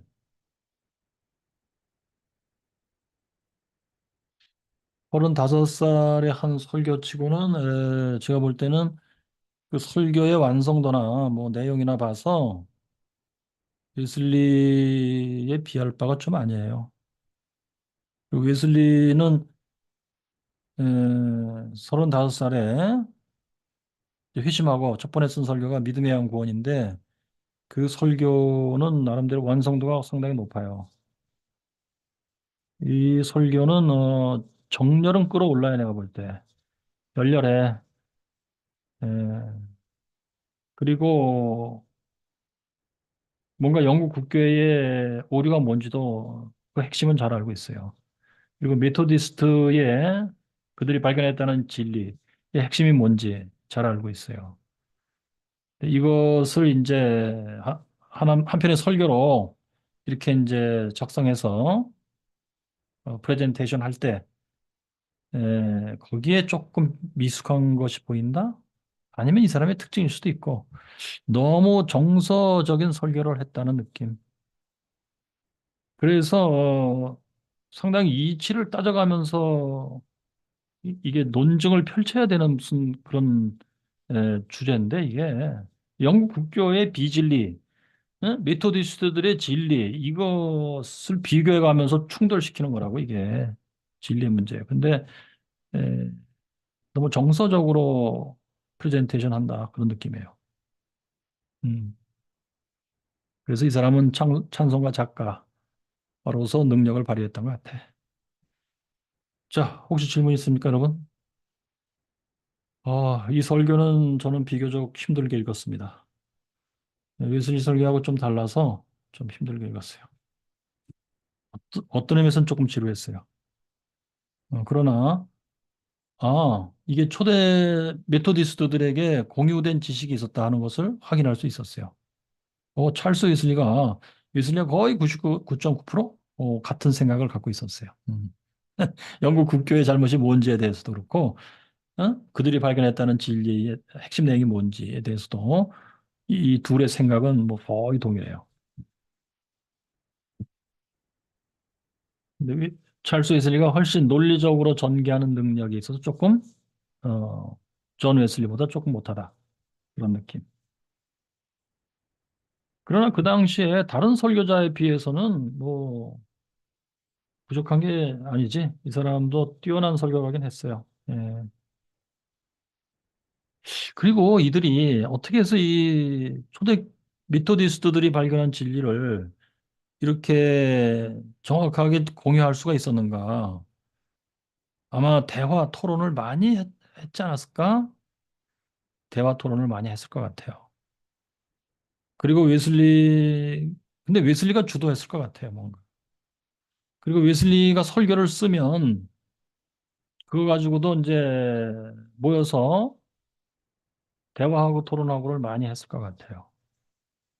어, 우리가 지난번에도 잠깐 봤습니다만 그 미토디스트들의 연회에서 다룬 것들이 다 뭐 거의 신학대학 수준이에요. 예? 미토디스트가 시작됐는데 거기에 핵심 교리들을 정리해 나가는 작업들을 열심히 했던 거예요. 대화와 토론을 통해서. 그 정리하고 결론을 내서 문서로 남기고 하는 작업을 했다. 어떤 기성 교회에 연이어서 한 게 아니고 뭐 어떤 의미에서 영국 국교의 39개 조항의 본래 정신에 그 일치는 하지. 근데 그 39개 조항을 우리가 해석해 주겠다. 그게 아니었어요. 이들은 성경을 읽으면서 체험하면서 발견했던 진리들이에요. 그것을 자기들끼리 정리해 나간 거예요. 내가 볼 때 상당히 대단한 일이다. 오늘날도 그만큼을 못해. 참 힘들어, 오늘날도. 신학 대학에서 가르친 교수들은 진짜 중구난방이고, 그들 가운데 진짜 올바른 얘기를 하는 자들이 있는가? 올바른 얘기하는 내용들이 있는가? 의심할 정도야. 예. 그러니까 신학 대학들에서 이 정도로 할 수 있다는 건 거의 기대를 못 한다. 그거고. 그러면, 에, 어떤 교단 본부가 뭐 감리가가 됐든 뭐 장로가 됐든 교단 본부가 이 정도를 할 수 있을래나? 대단히 어렵다. 오늘날. 우리가 뭐 여러 가지 해보고 있습니다만 전혀 아니에요. 예. 그런데 이 정도로 할 수 있었다. 대단합니다. 음. 주로 웨슬리가 끌고 나갔던 것 같은데 연회 분위기를 볼 때 여러 사람들이 모여서 대화하고 토론했던 분위기였던 것 같아요. 예. 그리고 나중에 웨슬리는 또 공격까지 받아요. 어, 맥스필드 같은 사건, 그리스의 완전에 관한 교리에 있어서 웨슬리가 공격을 받아요. 웨슬리 너는 알지도 못했고 틀리게 가르쳤고 막 이랬다. 그러니까 웨슬리가 얼마나 억울했으면 과거부터 쓴 글쎄 완전에 관한 자기의 글들을 이렇게 다시 편집해서 책으로 낼 정도야. 음, 그런 방식으로 이들은 교리를 정리해 나가는 노력을 했다. 음, 그리고 이것은 그러니까 뭔가 이건 역시 하나님의 역사야. 부흥운동이 일어났다도 하나님의 역사지만 그런 분위기 내에서 발견한 진리를 이 정도로 정리했다. 그것도 하나님의 역사다. 음, 참 신기한 일이에요. 그러니까 기독교 역사에 있어서 교리의 정립과 정리, 이거는 하나님의 역사가 아니고서는 불가능했던 일들이야, 다. 니케아 신조조차가 그래요. 그거는 내가 볼 때 그 상황 자체로 보면 불가능한 일인데, 아무튼, 진리다운 교리가 정립이 됐고, 정리가 됐고, 이런 식인 거예요. 그 후에 반발도 있고, 막 혼란한 상태가 계속됐지만, 그래도 교리 자체는, 진짜 기가 막히게, 에, 정립됐어. 근데 오늘날도 그것을 이해를 못하고 오해하고 참 희한하게 해석하고들 그러잖아요. 신학대학 교수들이. 참 그런 정도니까 미스테리야. 음, 칼케돈 신조도 그렇고 그런 거예요. 음, 뭔가 하나님의 역사 있을 것이다. 예, 그래서 메토디스트들도 이런 교리를 정립하고 정리해 나갈 수 있었고, 특별히 존 웨슬리를 핵심으로 해서 찰스 웨슬리도 그중에 역시 중요한 멤버로서 늘 토론과 대화 속에 있었을 거다. 존 웨슬리와 같이. 그들 멤버들 나같이. 그리고 그들은 비교적 공유된 지식, 신학적으로 특별히 구원론, 공유된 지식을 가지고 또 오랜 세월 일관되게 통일되게 사람들을 지도했을 것이다. 이런 느낌이에요. 자, 혹시 질문 있으십니까? 그래서 저는 뭐 누누이 강조드립니다만 웨슬리의 설교집을 최소한 표준설교 53편만이라도 여러 번 마르고 닳도록 읽으시면 상당히 많이 정리가 된다. 기독교의 진리에 있어서. 구원론은 물론이고 그 이외에 조직신학적인 테마, 저기 계시론, 성경론부터 저기 종말론에 이르기까지 상당히 깨끗이 정리가 된다. 그리할 때 성경을 상당히 자신감 있게 안정감 있게 읽을 수 있는 눈이 생긴다. 예. 그리고 여러 가지 잘못된 설들에 맞설 수 있는 힘이 생긴다. 뭐가 어떻게 잘못됐는지. 오늘 아침에도 말씀드렸잖아요. 토마스 블레어 사건. 뭐 웨슬리가 참 뭐 감옥도 방문하고 뭐 돈도 모아서 도우려고 했고 뭐 했다. 그것만 보면은 오늘날의 동성애 지지하는 사람, 찬성하고 지지하는 사람처럼 보이잖아요, 모습이. 근데 웨슬리 설교를 쫙 보면 그럴 리가 없다, 야. 뭐 도와는 줬을 거야. 근데 목적이 무엇이냐? 회개시키려고 한 거예요. 회개시키고 그 주에서 건져내려고 한 거예요. 동성애라고 하는 주에서 건져내려고 했던 거예요. 그런데 오늘날 그 웨슬리의 목적은 싹 빼버리고 도와줬다. 이것만 가지고 오늘날 동성애 찬성 지지하는 자들이 웨슬리와 우리의 모습은 일치한다. 예, 이러고 싶어 하는 건데 자, 백보양보해서 웨슬리가 찬성하고 지지했다고 치자고. 근데 그것은 회심 전의 웨슬리예요. 1732년 뭘 몰랐을 때야 진짜. 구원이 뭔지 모르고 그 자신도 구원받기 전이에요. 명백히. 자, 그런 입장에서 동성애를 찬성하고 지지했다고 칩시다. 그렇다면 오늘날 토마스 블레어를 도와준 웨슬리를 가지고 웨슬리도 우리와 같은 입장이었다라고 하고 싶어 하는 사람들이요. 당신들도 웨슬리랑 똑같이, 그 당시 웨슬리랑 똑같이 구원받기 이전의 인간들이에요.